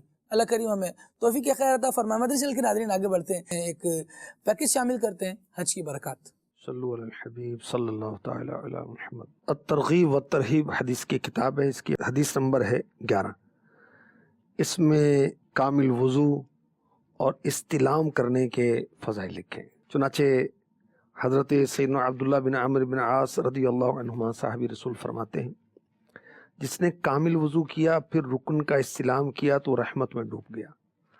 جب وہ استلام کر لے اور یہ پڑھے تو اسے رحمت ڈھانپ لیتی ہے۔ بسم اللہ واللہ اکبر واشہد ان لا الہ الا اللہ وحدہ لا شریک لہ واشہد ان محمدا عبدہ ورسولہ۔ جب کعبے کا طواف کرتا ہے تو اللہ پاک ہر قدم پر اس کے لیے 70 نیکیاں لکھتا ہے، 70,000 گناہ مٹاتا ہے، 70,000 درجات بلند فرماتا ہے، اور اس کی اپنے 70 رشتہ داروں کے حق میں شفاعت قبول کی جائے گی۔ جب مقام ابراہیم پر آ کر ایمان اور نیت ثواب کے ساتھ 2 رکعت ادا کرتا ہے، اللہ پاک اس کے لیے اولاد اسماعیل میں سے 4 غلام آزاد کرنے کا ثواب لکھتا ہے۔ وہ گناہوں سے ایسے نکل جاتا ہے جیسے اس دن تھا جب اس کی ماں نے اسے جنا تھا۔ بڑے خوش نصیب ہیں حاجی، طواف کرتے ہیں کعبے کا، سبحان اللہ، زیارت کرتے ہیں کعبے کی، حجر اسود کا استلام کرتے ہیں، مقام ابراہیم پر نماز پڑھتے ہیں، سبحان اللہ۔ اللہ ہمیں گناہوں سے پاک فرمائے، حج کی سعادت نصیب فرمائے۔ حاجی جب بیت اللہ کے طواف کا آخری چکر مکمل کر لیتا ہے تو گناہوں سے ایسے نکل جاتا ہے جیسے اس دن تھا جب اس کی ماں نے اسے جنا تھا۔ حضرت سیدنا ابو اقال رضی اللہ عنہ فرماتے ہیں، ایک مرتبہ میں نے بارش کے دوران حضرت انس بن مالک رضی اللہ عنہ کے ساتھ بیت اللہ شریف کا طواف کیا۔ بارش بھی ہو رہی تھی اور طواف بھی ہو رہا تھا۔ جب ہم طواف مکمل کرنے کے بعد مقام ابراہیم پر حاضر ہوئے، 2 رکعتیں ادا کیں تو حضرت انس رضی اللہ تعالی عنہ نے ہم سے فرمایا، نئے سرے سے عمل شروع کرو کیونکہ تمہاری مغفرت ہو چکی۔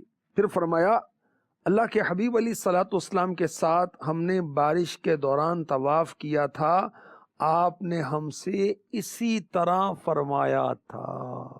سبحان اللہ۔ اللہ پاک حج بھی نصیب فرمائے، عمرہ بھی نصیب فرمائے، کعبے کی زیارت بھی نصیب فرمائے، اور طواف بھی نصیب فرمائے، اور وہ بھی بارش کے دوران ملے تو کیا بات ہے، سبحان اللہ۔ ویسے بھی اس جگہ پر ہر وقت رحمت کی بارش ہوتی ہے، اور کبھی کبھی وہ پانی کی بارش بھی ہوتی ہے۔ رحمت للعالمین صلی اللہ علیہ وسلم نے فرمایا، قیامت کے دن رکن اسود جبل ابی قبیس سے بڑا ہو کر آئے گا، اس کی 2 زبانیں ہوں گی، 2 ہونٹ ہوں گے۔ حجر اسود جو کعبے کے اندر نصب ہے، قیامت کے روز اس کو بڑا کر دیا جائے گا، اتنا بڑا کر دیا جائے گا کہ وہ ابو قبیس پہاڑ کی طرح ہو کر آئے گا۔ جبل ابی قبیس وہ پہاڑ ہے جس پر کھڑے ہو کر میرے نبی نے چاند کے 2 ٹکڑے کیے تھے، سبحان اللہ۔ تو حجر اسود کو بوسہ دیا جاتا ہے، استلام کیا جاتا ہے دور سے، تو یہ قیامت کے روز بہت بڑھا دیا جائے گا، اور اس کی زبان بھی ہوگی اور اس کے ہونٹ بھی ہوں گے۔ اللہ کے حبیب علیہ الصلوۃ والسلام نے فرمایا، اللہ کی قسم، رب تعالیٰ قیامت کے دن حجر اسود کو 2 دیکھنے والی آنکھوں اور بولنے والی زبان کے ساتھ اٹھائے گا، پھر یہ حق کے ساتھ استلام کرنے والوں کے بارے میں گواہی دے گا، سبحان اللہ۔ ایک روایت میں ہے کہ حجر اسود جنت سے اتارا گیا تو یہ دودھ سے زیادہ سفید تھا، پھر اسے انسانوں کے گناہوں نے کالا کر دیا. قیامت کے دن یہ شفاعت کرے گا. سبحان اللہ. ایک روایت میں ہے کہ بے شک رکن اسود اور مقام ابراہیم جنت کے یاقوتوں میں سے ہیں.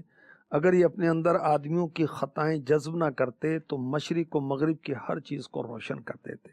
جو بیماریاں مصیبت زدہ انہیں چھو لے، ٹچ کرے، اسے شفا دے دی جاتی ہے. کعبے کی رونق، کعبے کا منظر،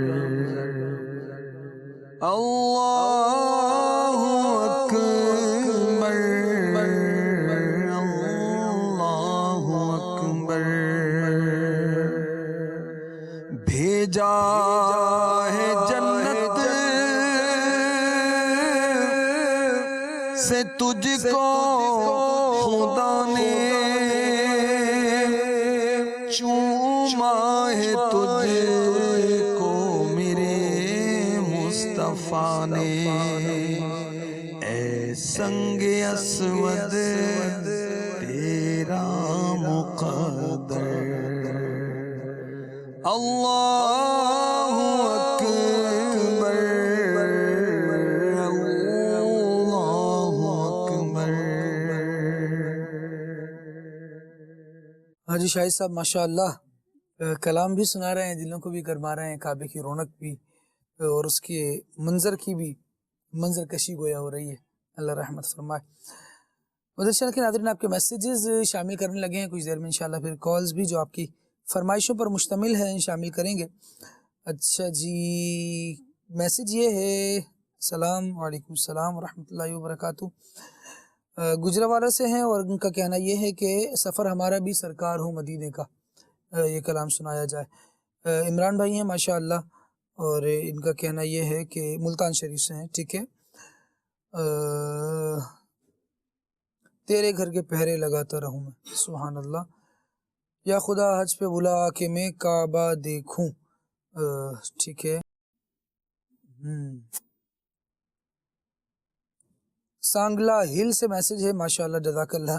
آپ کا پروگرام مدینہ مدینہ مدینہ ہے اور نعت خاں بھائی سے فرمائش ہے کہ یہ نعت سنا دیں. اب تو بس ایک ہی دھن ہے کہ مدینہ دیکھوں. کال دیجیے. خالد بھی آپ کا پروگرام کھولے صلی اللہ کہتے کہتے ماشاءاللہ بہت ہی پیارا ہے. آپ سے آج یہ ہے کہ خطبہ حجۃ الوداع کی روشنی میں یہ ارشاد فرما دیں کہ اللہ کے ہاں عزت اور مرتبے والے کون لوگ ہیں. نعت خاں اسلامی بھائی سے عرض ہے کہ برائے کرم یہ کلام لازمی سنا دیں. چلا ہوں ایک مجرم کی طرح جانب طیبہ. میں اس میں یہ بات تو ہوئی کہ گورے کو کالے پر، کالے کو گورے پر، عربی کو اجمی پر، اجمی کو عربی پر فضیلت نہیں. لیکن فضیلت کس پر ہے؟ عرض کی تھی کہ کردار، تقوی، پرہیزگاری جو ہے اس پر فضیلت کا معیار ہے کہ اللہ کی بارگاہ میں اس کے احکام بجا لانے والا جو جتنا زیادہ ہے اس کا مقام و مرتبہ پھر اسی اعتبار سے ہے. اور ہمیں فضیلت پانے کی کوشش کرنی چاہیے. دیگر منصب جو ہیں جن کی نفی کی گئی ہے وہ مذموم ہیں، وہ برے ہیں. ان کی چاہت رکھنا، ان کی خواہش رکھنا وہ برا ہے. لیکن یہ جو طریقہ عزت بتایا گیا یہ رب کو پسند ہے، اس کے رسول کو پسند ہے کہ بندہ تقوی اور پرہیزگاری کا راستہ اختیار کرے اور اللہ پاک اس کے ذریعے سے اسے عزت، شان اور علو مراتب عطا فرمائے. سبحان اللہ. مزید کال دیجیے. کھلے آنکھ صلی اللہ کہتے کہتے میں آج کا موضوع بہت ہی پیارا ہے. حسن بھائی آپ سے عرض ہے کہ پلیز اب یہ والا کلام سنا دیں. حج کے ایام بھی چل رہے ہیں، حج کا شرف و پیر عطا یا رب مصطفیٰ. سبحان اللہ سبحان اللہ. اچھا یہ بڑی دلچسپ بات ہے، بندہ حج پر ہوتا ہے، حج ادا کر رہا ہے اور ساتھ ساتھ دعا یہ مولا پھر بلانا، پھر حج کی توفیق دینا، حرم میں حاضر ہے یا اللہ اب دوبارہ بلانا. یعنی ایسا پسند آتا ہے، اتنا مزہ آتا ہے، اتنا ذوق ہے ان کیفیات میں اور اتنا مزہ ہے کہ بندہ دل یہ چاہتا ہے، اپنے رب سے مانگتا ہے کہ مولا پھر، مولا پھر. کل ایک حاجی صاحب کی دعا میں نے سنی تو وہ دعا میں یوں کہہ رہے تھے کہ یا اللہ ہمیں پھر عرفات میں جمع کرنا، پھر یہاں کی حاضری عطا فرمانا. یہ کیسا کیوں ہوتا ہے، ایسی کیفیت کیوں طاری ہوتی ہے؟ قلب روحانی سرور بھی ہے اور اللہ پاک نے ان مقامات کو اپنی عظمت کی نشانی بھی بنا دیا ہے اور لوگوں کے دل نہ اس طرف کھنچتے ہیں. آپ دیکھیے کہ بڑی عجیب سی بات ہے، دنیا میں لوگ جاتے ہیں خوبصورت مقامات پہ جاتے ہیں، حسین مقامات پہ جاتے ہیں، جنہیں وہ جنت نظیر کہتے ہیں، ان مقامات پہ جاتے ہیں، لیکن صحرائے عرب کو دیکھیں تو لکو دک صحرا ہے، پہاڑ ہیں، خشک پہاڑ ہیں، کوئی سبزہ نہیں ہے، پانی نہیں ہے، تکلیفیں ہیں. اور ہم تو یہاں بیٹھے ہوئے ظاہر سی بات ہے، لیکن جو گئے ہوئے حمارے حاجی سلمان ماشاءاللہ یہاں کے حاجی بن گئے، اللہ برکت عطا فرمائے، ان کا حج قبول فرمائے، دعاؤں سے انہوں نے بھی نوازا. تو آپ دیکھیں کہ یہ حاجی جو ہیں یہ تو ان تکلیفوں سے، ایک طرح سے ان آزمائشوں سے، سفر کی جو ایک صحبتیں ہیں اس سے گزر رہے ہیں. لیکن پھر وہ آپ والی بات کہ جناب وہ چاہتے ہیں کہ بار بار آئیں، بار بار آئیں. تو بعض درد ایسے ہوتے ہیں کہ وہ آپ کو زندگی کا لطف دیتے ہیں. آپ اس وقت بات کر رہے تھے صحابہ اکرام علیہم الرضوان کے جذبات کی اور نبی کریم علیہ الصلوۃ والسلام کی سیرت کی، تو اس وقت بھی میرے ذہن میں یہ بات آ رہی تھی کہ نبی کریم علیہ الصلوۃ والسلام کے صحابہ کو اگر آپ دیکھیں نا، دو باتوں کو میں ایک ساتھ بیان کر رہا ہوں. نبی کریم علیہ الصلوۃ والسلام کے صحابہ کی سیرت آپ پڑھیں تو انہوں نے نا زندگی میں ناکامی کا منہ نہیں دیکھا. تنگیاں آئیں، تنگیاں تھیں، بالکل تھیں، لیکن ان کی زندگی میں نا بے سکونی نہیں ملے گی. آپ بے سکونی صرف ایک ہی ملے گی، وہ جو مولانا حسن رضا خان صاحب نے فرمایا نا، میرے دل کو درد الفت، وہ سکون دے الہی میری بے قراریوں کو نہ کبھی قرار آئے. تو یہ بے قراریاں ایسی ہیں کہ یہ جس کو مل جاتی ہے نا، وہ پھر دعا یہی کرتا ہے کہ مولا ان کو قرار نہ آئے. یہ جذبات و کیفیات جو ہوتی ہیں، کچھ ویڈیوز کل میدان عرفات کی واٹس ایپ کے ذریعے بھی آئیں، دیگر ذرائع سے بھی آئیں، تو وہ دیکھ کر ایک کیفیت ہو رہی تھی. صحیح بات ہے، یعنی ایک موقع پہ تو مجھے آنکھیں پھیرنا پڑی، میں جمعے کے لیے نکل ہی رہا تھا تو مجھے پھیرنا پڑی کہ وہ ایک کیفیت بن رہی تھی. اللہ کی رحمت ہے یہ، اللہ پاک نے ان مقامات کے لیے ہمارے دلوں کو وہاں پہ کر دیا ہے، ظاہری اسباب کے بغیر، ظاہری اسباب کے بغیر کر دیا. آپ دیکھیے تو یہ اللہ کی توفیق ہے. یہ وہ محبت ہے جو اللہ کریم دل میں ڈالتا ہے.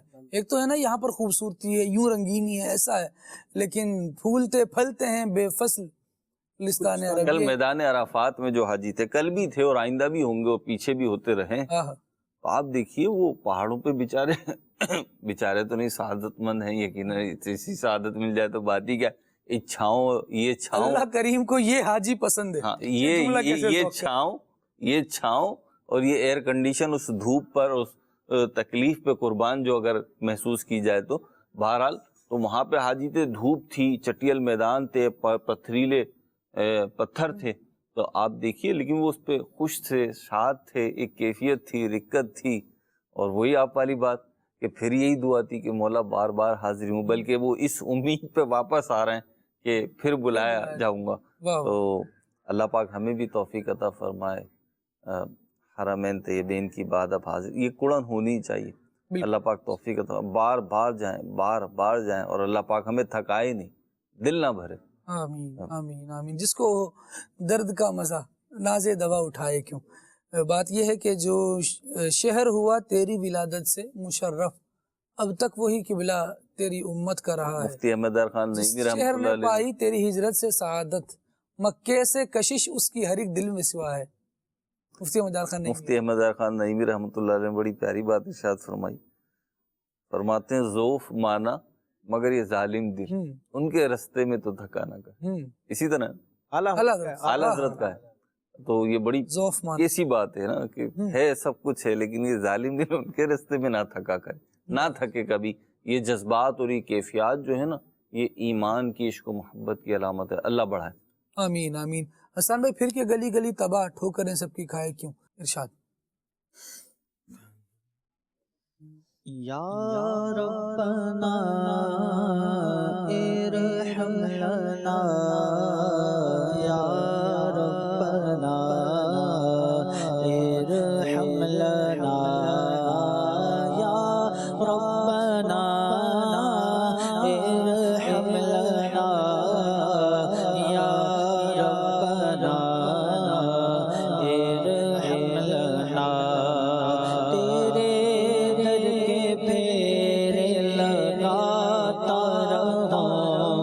تیرے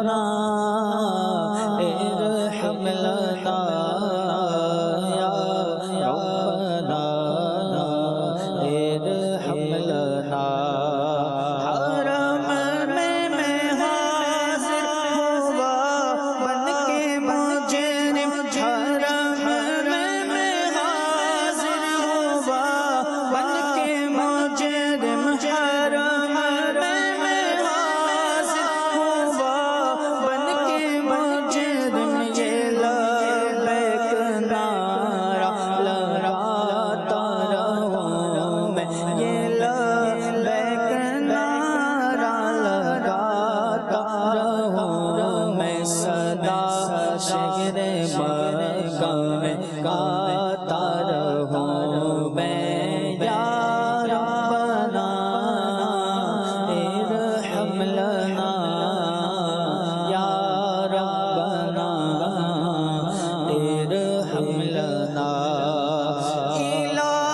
الہی تو ایسا مقدر جگہ دے الہی تو ایسا مقدر جگہ دے کہ ہر سال مکے میں آتا رہوں میں کہ ہر سال طیبہ میں آتا رہوں میں صدا شہر مکہ میں آتا رہوں میں یا ربنا ارحم لنا یا ربنا ارحم لنا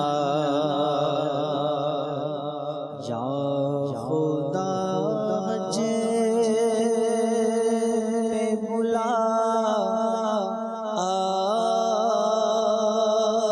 کہ میں کعبہ دیکھوں یا خدا حج پہ بلا کہ میں کعبہ دیکھوں کاش ایک بار میں پھر میٹھا مدینہ دیکھوں پھر میسر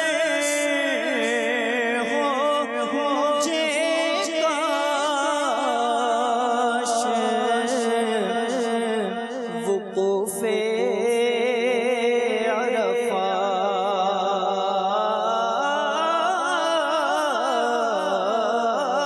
عرفات پھر میسر ہو مجھے کاش وقوف عرفات جلوہ میں مزدلفہ مینا کا دیکھوں اور جھوم کر خوب کروں کعبہ جھوم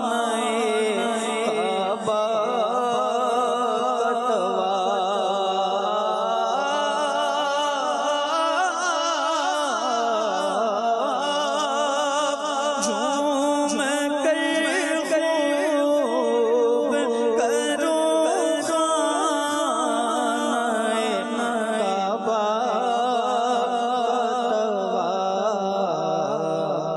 پھر مدینے کو چلوں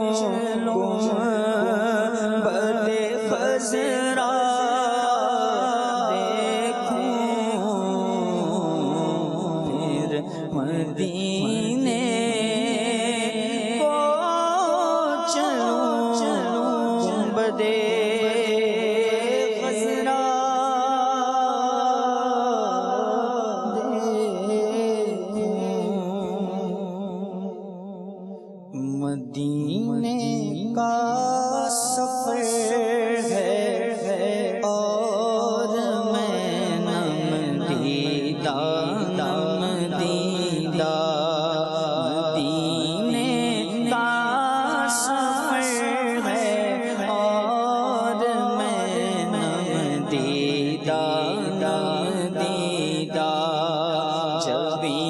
افسردہ افسردہ قدم لرزیدہ لرزیدہ چلا ہوں ایک مجرم کی طرح میں جانب طیبہ چلا ہوں ایک مجرم کی طرح میں جانب طیبہ نظر شرمندہ شرمندہ بدن لرزیدہ لرزیدہ نظر شرمندہ شرمندہ بدن لرزیدہ لرزیدہ اور کسی کے ہاتھ نے مجھ کو سوارا دے دیا ورنہ تمہارے ہاتھ نے مجھ کو سوارا دے دیا ورنہ کہاں میں اور کہاں یہ راستے پیچیدہ پیچیدہ کہاں میں اور کہاں یہ راستے پیچیدہ پیچیدہ مدینے کا سفر ہے اور میں نمدیدہ سبحان اللہ، جزاک اللہ، اللہ کریم آپ کو برکت عطا فرمائے۔ اور مدنی چینل کے ناظرین، حضور جان عالم صلی اللہ تعالیٰ علیہ وآلہ وسلم کے خطبہ حج کے بارے میں الحمدللہ ہم گفتگو کر رہے ہیں۔ آقا دو عالم صلی اللہ تعالیٰ علیہ وآلہ وسلم نے جہاں مختلف حقوق کی اس خطبے میں بیان فرمایا، رب العالمین جل وعلا کی عبادت کا بھی ارشاد فرمایا کہ اللہ تبارک و تعالیٰ کا یہ حق ہے کہ بندہ اسے وحدہ لا شریک تسلیم کرے اور اس کی عبادت کرے۔ مدنی چینل کے ناظرین، ایک ایسا عظیم کانسٹیٹیوشن ہے یہ حضور جان عالم صلی اللہ تعالیٰ علیہ وآلہ وسلم کا حج کہ بندہ پڑھتا ہے تو اش کر اٹھتا ہے۔ سیرت نگاروں نے حضور جان عالم صلی اللہ علیہ وسلم کے اس خطبے پر کلام کرنے والوں نے جب اس کی جزئیات بنائی ہیں اور اس پر گفتگو کی ہے، بندہ پڑھتا ہے حیران ہو جاتا ہے۔ حضور کا خطبہ حیران کن ہے کہ کن کن موضوعات کو بہت مختصر الفاظ کے ساتھ حضور جان عالم صلی اللہ علیہ وسلم بیان کرتے چلے گئے۔ عقائد عالم صلی اللہ علیہ وسلم لوگوں سے ارشاد فرماتے ہیں کہ لوگوں، تمہارے خون اور مال اور عزتیں ہمیشہ کے لیے ایک دوسرے پر قطعاً حرام کر دی گئیں۔ راشد بھائی، خون کی حرمتیں حضور بیان فرما رہے ہیں، حتیٰ کہ عزتیں غیبت کے حوالے سے عقائد عالم صلی اللہ علیہ وسلم نے بیان فرمایا۔ یہ وہ خطبہ ہے جو نہ صرف یوں کہ جان لینے کو منع کر رہا ہے، بلکہ عزت کی نیلامی کرنے کو، عزت کو ویران کرنے کو، اسے اجاڑنے کو، یہاں بھی حضور جان عالم صلی اللہ علیہ وسلم روک لگا رہے ہیں کہ یہ غلط ہے، یہ بھی نہ کیا جائے۔ جس طرح میں نے پروگرام کی ابتدا میں ذکر کیا تھا کہ مقاصد شرع، دین، جان، مال، عقل اور نسب، ان چیزوں کو پروٹیکٹ کرنے کے لیے شریعتیں نازل ہوتی ہیں، اور نبی کریم علیہ الصلوۃ والسلام کا یہ جو خطبہ ہے یہ ان تمام چیزوں کی اہمیت، افادیت کو اور ان کی عظمت و شان کو بیان کرتا ہے۔ یہ جو آپ نے ارشاد فرمائے کلمات نبی پاک علیہ الصلوۃ والسلام کے ایسے کلمات ہیں جو سنہری کلمات ہیں، اور رہتی دنیا تک کے لیے انسانیت کا جو یہ پیغام ہے اور انسانیت کی فلاح و بہبود اور اس کی حفاظت اور عظمت و شان کے حوالے سے آپ علیہ الصلوۃ والسلام کا یہ فرمان ہے، بلکہ پورا حجۃ الوداع کا خطبہ دیکھ لیں تو یہ تاریخ انسانیت میں بھی ایک بنیادی اور کلیدی حیثیت رکھتا ہے۔ یہی وجہ ہے کہ آپ علیہ الصلوۃ والسلام کی تعلیمات کو اگر ہم بغور پڑھتے ہیں تو انسانیت کی جس قدر نمائندگی اور انسانیت کے حقوق کا جس طرح دفاع اور جس طرح اس کی عظمت و شان کا بیان نبی پاک علیہ الصلوۃ والسلام کے فرامین میں ملتا ہے، ہمیں اس سے کہیں اور نظر نہیں آتا۔ اور انسان جب دین اسلام کو قبول کر لیتا ہے اور بندہ مومن بن جاتا ہے، مسلمان بن جاتا ہے، تو پھر دین اسلام اپنے ماننے والوں کو دیگر افراد سے زیادہ حقوق بھی فراہم کرتا ہے۔ پھر ایک مسلمان کا خون ہو، اس کا مال ہو یا اس کی عزت ہو، تمام ہی حرمت والی اور عزت والی ہو جاتی ہیں۔ وہ کلمات میں ذکر کرنا چاہوں گا، بخاری شریف میں امام بخاری رحمۃ اللہ تعالیٰ علیہ نے بھی ذکر کیے کہ آپ علیہ الصلوۃ والسلام نے بندہ مومن کے جان، مال اور عزت کی عظمت کو، حرمت کو بیان کرنے کے لیے 3 حرمتوں کا ذکر فرمایا۔ یعنی آپ علیہ الصلوۃ والسلام اس بات کو گویا کہ مزید اپنے صحابہ کرام کے دل میں راسخ کرنے کے لیے ارشاد فرماتے ہیں۔ آپ علیہ الصلوۃ والسلام نے خطبہ ارشاد فرمایا یوم نہر، یعنی عید کے دن آپ نے خطبہ ارشاد فرمایا، اور ارشاد فرمایا یا ایھا الناس، اے لوگو، ایو یوم ھذا، یہ کون سا دن ہے؟ صحابہ نے عرض کی یوم حرام، یہ تو بڑی عظمت و شرافت والا دن ہے۔ قال، آپ علیہ السلام نے ارشاد فرمایا فایو بلد ھذا، یہ شہر کون سا ہے؟ مکۃ المکرمہ۔ تو صحابہ کرام نے عرض کی کہ بلد حرام، یہ بھی حرمت و عظمت والا شہر ہے۔ پھر آپ علیہ الصلوۃ والسلام نے تیسرا سوال ارشاد فرمایا فایو شہر ھذا، یہ مہینہ کون سا ہے؟ ذوالحجہ کا۔ تو صحابہ کرام نے عرض کی یا رسول اللہ شہر حرام، یہ مہینہ بھی حرمت والا ہے۔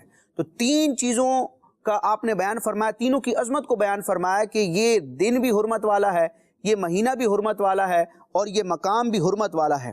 اب آپ علیہ الصلوۃ والسلام ارشاد فرماتے ہیں فَإِنَّ دِمَاءَكُمْ وَأَمْوَالَكُمْ وَأَعْرَاضَكُمْ عَلَيْكُمْ حَرَامٌ كَحُرْمَةِ يَوْمِكُمْ هَذَا فِي بَلَدِكُمْ هَذَا فِي شَهْرِكُمْ هَذَا۔ یہ بندہ مومن جب اسلام کو قبول کرتا ہے تو اسلام اسے دنیا میں اس کی کیا جزا دیتا ہے؟ ویسے تو بڑی عزتیں ملتی ہیں، تمام تر عزتیں اسلام ہی کے صدقے میں عطا کی جاتی ہیں، لیکن بنیادی طور پر اسلام جو تحفظ فراہم کرتا ہے، آپ علیہ السلام فرماتے ہیں کہ تمہارے خون، تمہارے مال اور تمہاری عزتیں ایک دوسرے پر اسی طرح حرام ہیں کہ جس طرح آج کے دن کی حرمت آج کے مہینے اور آج کے اس مقام کی حرمت کے اعتبار سے ہیں۔ یعنی جس طرح یہ دن، یہ مہینہ اور یہ مقام عزت و شرف والا ہے، احترام والا ہے، تو اسی طرح بندے مومن کا مال، خون اور عزت بھی ہے، وہ احترام والی ہے۔ تو جن چیزوں کو رب تبارک و تعالی حرمت عطا کرے، عزت عطا کرے، اور نبی کریم علیہ الصلوۃ والسلام اس کو بیان فرمائیں، تو پھر بندہ مومن کو بھی چاہیے کہ ان چیزوں کا پاس رکھے، لحاظ رکھے۔ جس طرح انسان کو اپنی جان عزیز ہے تو ایک بندہ مومن کی جان بھی عزیز ہونی چاہیے، جو رب تبارک و تعالیٰ کے احکام کو ماننے والا ہوتا ہے، پیارے آقا علیہ الصلوۃ والسلام کی ان فرامین کو دل سے قبول کرنے والا ہوتا ہے، تو معاذ اللہ وہ کسی مسلمان کی جان لینے کے در پہ نہیں ہوتا، اس کے مال کو لوٹنے کھسوٹنے کے در پہ نہیں ہوتا کہ چوری کے ذریعے، غصب کے ذریعے یا فراڈ کے ذریعے اس کا مال ہٹیا لیا جائے۔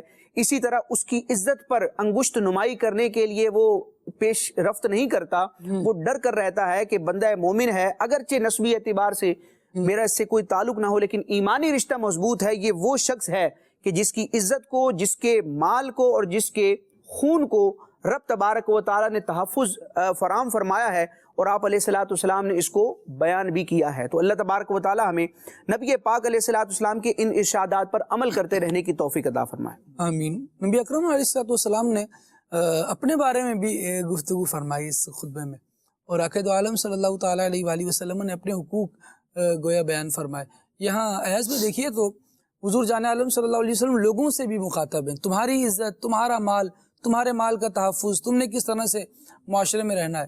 ساتھ میں اللہ تبارک و تعالیٰ کی طرف سے جو پیغام لایا ہوں میں نے پہنچا دیا ہے، تم گواہ ہو۔ کیا بات، یہ کیسا کمبینیشن ہے کہ حضور جان عالم صلی اللہ علیہ وسلم لوگوں کو پہنچا بھی رہے ہیں اور پھر گواہی بھی لے رہے ہیں۔ خالد بھائی، امن و امان کے قیام کے لیے نبی پاک صلی اللہ علیہ وسلم کے اس فرمان کو ہم نے اپنی زندگیوں میں اپلائی کرنا بہت زیادہ ضروری ہے۔ آپ دیکھیے کہ جیسے کہ ابھی راشد بھائی بیان کر رہے تھے کہ عزتوں کا تحفظ یہ ضروری ہے۔ آپ دیکھیے کہ ہم جب کسی کی عزت کرتے ہیں تو ہماری عزت کا تحفظ ہو جاتا ہے، ہم کسی کے ساتھ خیر خواہی کرتے ہیں تو وہ ہمارے ساتھ خیر خواہ ہو جاتا ہے، اور یوں ہماری عزتوں کا تحفظ ہو جاتا ہے۔ ہم یہ دیکھتے ہیں آج معاشرے کے اندر خالد بھائی، کوئی شخص اگر کسی کو چونا لگانے میں ماہر ہو جاتا ہے نا، دھوکہ دینے میں ماہر ہو جاتا ہے، تو وہ ہمارے ہاں معیار بن گیا کہ یار یہ کام سیکھ گیا ہے، ہمارے ہاں یہ معیار بن گیا ہے کہ کام سیکھ گیا۔ حالانکہ آپ یہ دیکھیے نبی پاک صلی اللہ علیہ وسلم کا ارشاد جو فرمان ہے کتنا خوبصورت ہے کہ تمہارے مال، تمہاری عزت اور تمہارا مال ایک دوسرے پر حرام ہے۔ یعنی اس کی عزت کی پاسداری کرنا یہ ہمارا فریضہ ہے. تو ہمیں چاہیے یہ تھا کہ ہم یہ چاہتے ہیں کوئی ہمیں دھوکہ نہ دے، تو ہم نے یہ کیسے پسند کر لیا کہ کسی کو ہماری ذات سے تکلیف پہنچے. تو ضروری ہے کہ ہم جو ہے نبی پاک صلی اللہ علیہ وسلم کے اس فرمان کو اپنی زندگی میں اپلائی کریں. اور دوسرا، نبی پاک صلی اللہ علیہ وسلم نے جب ساری تعلیمات صحابہ کرام کو دی، جو آپ نے اشارہ کیا، تو نبی پاک صلی اللہ علیہ وسلم نے صحابہ کرام سے پوچھا کہ وَأَنْتُمْ تُسْأَلُونَ عَنِّي، تم سے میرے متعلق سوال کیا جائے گا. فَمَا أَنْتُمْ قَائِلُونَ، اے صحابہ یہ بتاؤ کہ تم کیا کہو گے.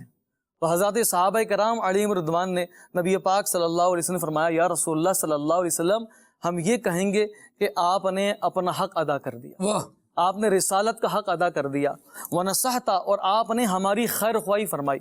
آپ دیکھیے نبی پاک صلی اللہ علیہ وسلم کا اس کے بعد جو انداز تھا، حضور علیہ الصلوۃ والسلام نے شہادت کی انگلی آسمان کی طرف بلند کی، اور بلند کرنے کے بعد اللہ رب العزت کی بارگاہ کے اندر ملتجی رہے، اور حضور علیہ الصلوۃ والسلام نے فرمایا، اے اللہ تو گواہ رہنا، اے اللہ تو گواہ رہنا، اے اللہ تو گواہ رہنا. تو نبی پاک صلی اللہ علیہ وسلم نے کما حق کو ساری کی ساری تعلیمات صحابہ کرام کو عطا بھی کر دیں، اور تبلیغ کا وہ حق ادا کیا کہ جو کوئی ادا نہ کر سکا، تکلیفیں برداشت کی، لیکن اس کے بعد بھی نبی پاک صلی اللہ علیہ وسلم صحابہ کرام سے گواہی لے رہے ہیں اس بات پر. تو یہ نبی پاک صلی اللہ علیہ وسلم کی عظمت ہے، اور یہ حضور علیہ الصلوۃ والسلام کی شان ہے. کیا بات ہے. اور اس میں یہ بھی اگر ہم دیکھیں تو حضور جان عالم صلی اللہ تعالیٰ علیہ وآلہ وسلم ہمارے آقا، ہمارے مولا، ہمارے کام بنانے والے ہیں. خود فرماتے ہیں کہ میں تم سے پہلے تمہارے کام بنانے والا ہوں. اور اس کے باوجود آپ دیکھیں کہ اللہ تبارک و تعالیٰ کی بارگاہ میں حاضری کے حوالے سے حضور جان عالم صلی اللہ علیہ وسلم کا اپنا کیا انداز ہے کہ رب العالمین کی بارگاہ میں ہم سے پوچھا جائے گا. قرآن کریم میں ارشاد ہوا، فَلَنَسْأَلَنَّ الَّذِينَ أُرْسِلَ إِلَيْهِمْ وَلَنَسْأَلَنَّ الْمُرْسَلِينَ، کہ اللہ کریم ان سے بھی سوال کرے گا جن کی طرف رسولوں کو بھیجا گیا، جنہیں رسول بنا کر بھیجا گیا، ان سے بھی سوال ہونا ہے. اور حضور جان عالم صلی اللہ تعالیٰ علیہ وآلہ وسلم اس بات کو اپنے پیش نظر رکھے ہوئے ہیں. لوگوں کو نصیحت اللہ تبارک و تعالیٰ کی طرف سے اس کا پیغام، اس کے دین کا پہنچانے کے بعد پھر ارشاد فرما رہے ہیں، میں نے اپنا کام کر دیا، جو میرے رب نے مجھے تبلیغ کا حکم دیا تھا، جو احکامات تم تک پہنچانے تھے، میں نے پہنچا دیے. کیا تم گواہ ہو؟ اب لوگ گواہی دے رہے ہیں. مدنی چینل کے ناظرین، پھر حضور یوں ارشاد فرما رہے ہیں کہ تم سے میری بابت پوچھا جائے گا، میرے بارے میں تم سے پوچھا جائے گا. مدنی چینل کے ناظرین، ہم بھی تو اپنے اوپر ذرا غور کریں کہ ہمارا طرز زندگی کیا ہے، ہم کیسے جی رہے ہیں، کیسے زندہ ہیں. ہم سے بھی تو پوچھا جائے گا. ہم نے اپنے نبی کریم علیہ الصلوۃ والسلام کے پیغام کو سنا، ہم نے اس پر کتنا عمل کیا، ہم اس دین کی طرف کتنا آئے.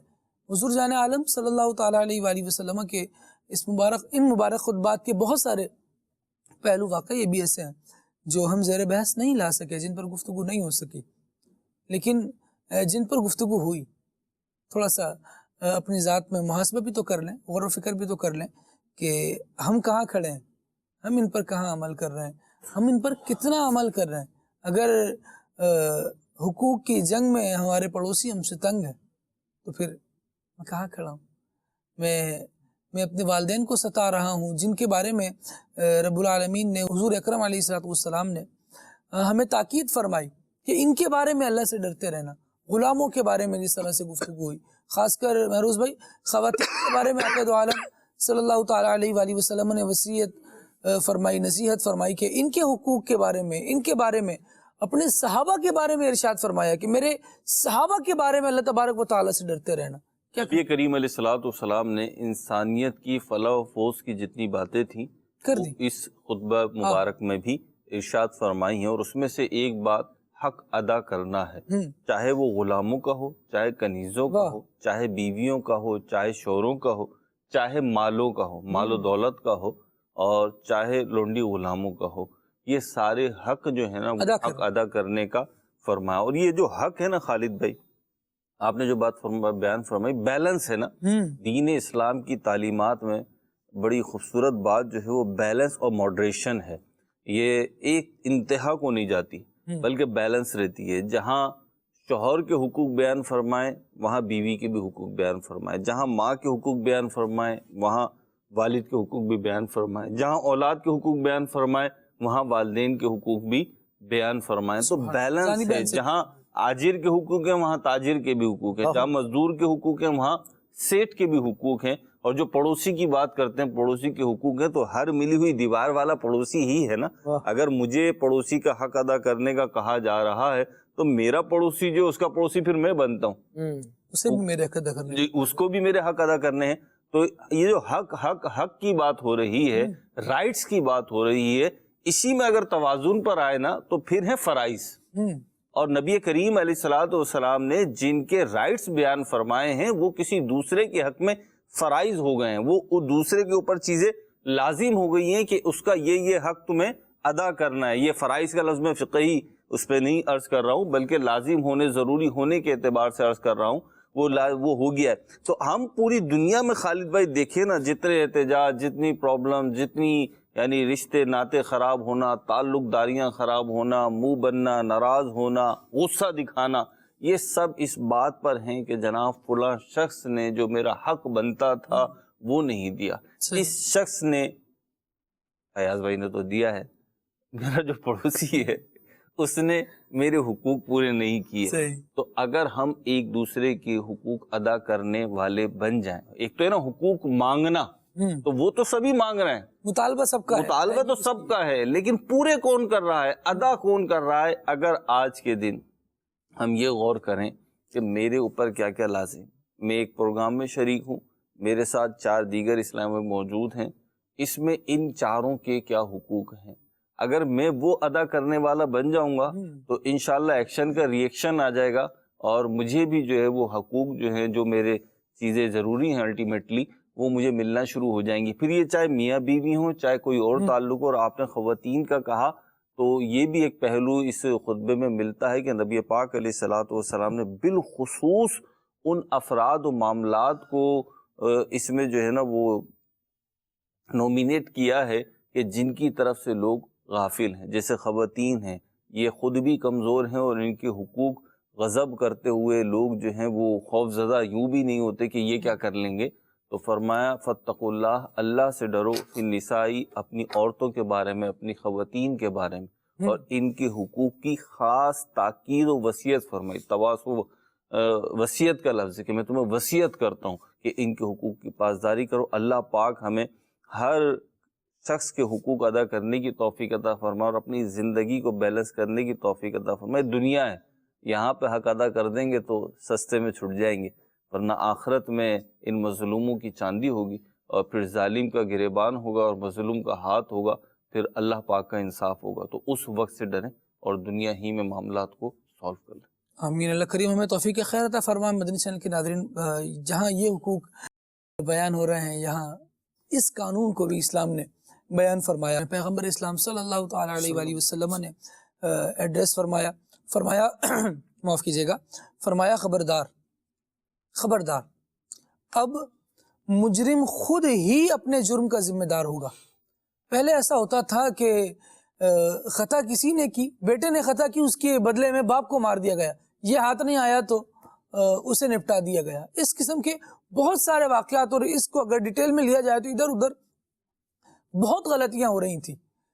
ذمہ دار کون ہے؟ پکڑا کوئی اور جا رہا ہے. کیوں؟ کیونکہ اس کا اس سے تعلق ہے، یہ یوں بنتا ہے، یہ یوں جوڑ توڑ کے کہیں نہ کہیں اس کے خاندان کو، پورے کے پورے قبیلے کو تہس نہس کر دیا جاتا تھا. عقائد عالم صلی اللہ تعالیٰ علیہ وآلہ وسلم یہاں ارشاد فرما رہے ہیں کہ آگاہ رہو، اب نہ باپ کے بدلے بیٹا پکڑا جائے گا، نہ بیٹے کا بدلہ باپ سے لیا جائے گا. یہ ایک انصاف کو قائم کرنے کا ایسا عظیم اصول بیان کر دیا کہ اس کو دیکھا جائے.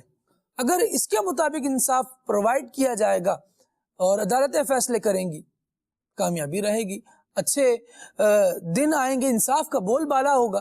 لیکن اگر اس کو چھوڑ کر کچھ اور ہی کرنے کی نیت ہے، کچھ اور ہی کرنا چاہ رہے ہیں، بس خوف روب دھونس جمانا چاہ رہے ہیں، یہ بھی ہو جائے گا. لیکن پھر وہ اسلام نے جو عزت عطا فرمائی ہے نا، بندہ اپنے ہاتھوں سے اس کو کھو دے گا. عقائد عالم صلی اللہ علیہ وسلم نے اپنے رب کے حقوق بیان فرمائے اور ارشاد فرمایا کہ لوگوں اپنے رب کی عبادت کرو، 5 وقت کی نماز ادا کرو، مہینے بھر کے یعنی رمضان کے روزے رکھو، اپنے مالوں کی زکوٰۃ فرمایا خوش دلی سے دیتے رہو، اپنے خدا کے گھر کا حج کرو اور اپنے اہل امر کی اطاعت کرو، اپنے بڑوں کی اطاعت کرو، جو تم پر مقرر ہیں افراد ان کی اطاعت کرو. اور پھر ارشاد ہوا ایسا کرو تو اپنے رب کی جنت میں داخل ہو جاؤ گے۔ مدنی چینل کے ناظرین، یہ دستور حیات ہے، یہ منشور حیات ہے۔ اللہ کریم ہمیں اس پر عمل کرنے کی توفیق عطا فرمائے۔ حضور جان عالم صلی اللہ تعالیٰ علیہ وآلہ وسلم کے اس مبارک خطبے کا ہم سب کو فیضان عطا فرمائے۔ سلسلہ پیش کرنے میں اگر کوئی غلطی ہو گئی اور رب العالمین کی بارگاہ میں توبہ بھی کرتے ہیں، استغفر اللہ ربی من کل ذنب واتوب الیہ، اور دعا کرتے ہیں مالک کریم سے اپنی بارگاہ میں قبول فرمائے۔ سبحانک اللہم وبحمدک اشہد ان لا الہ الا انت استغفرک واتوب الیک۔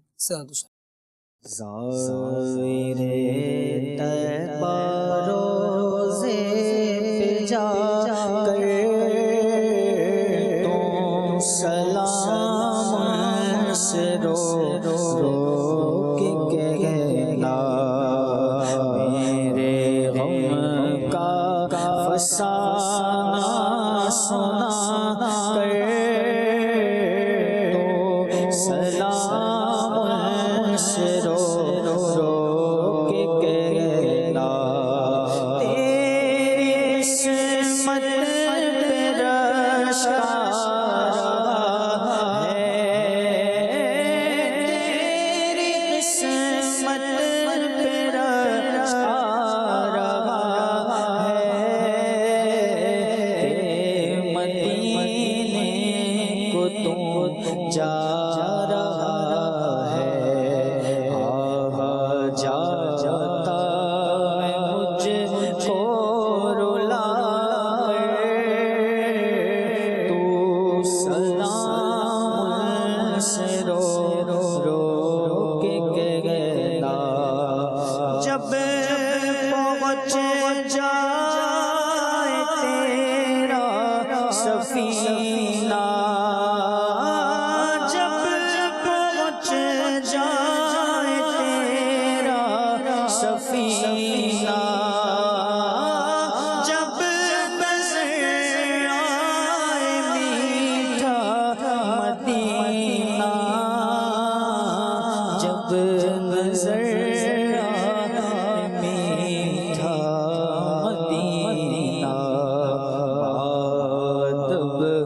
اپنے سر کو جھکا تو سلام سے رو کے کہنا اے شب عالی، کہنا اے شب عالی، ہے فقط تجھ سے تیرا سوالی، ہے فقط تجھ سے تیرا سوالی، تو سوال ستا پورا شاہ تو سلام سے رو کے کہنا، میرے غم کا فسانہ سنا کر تو سلام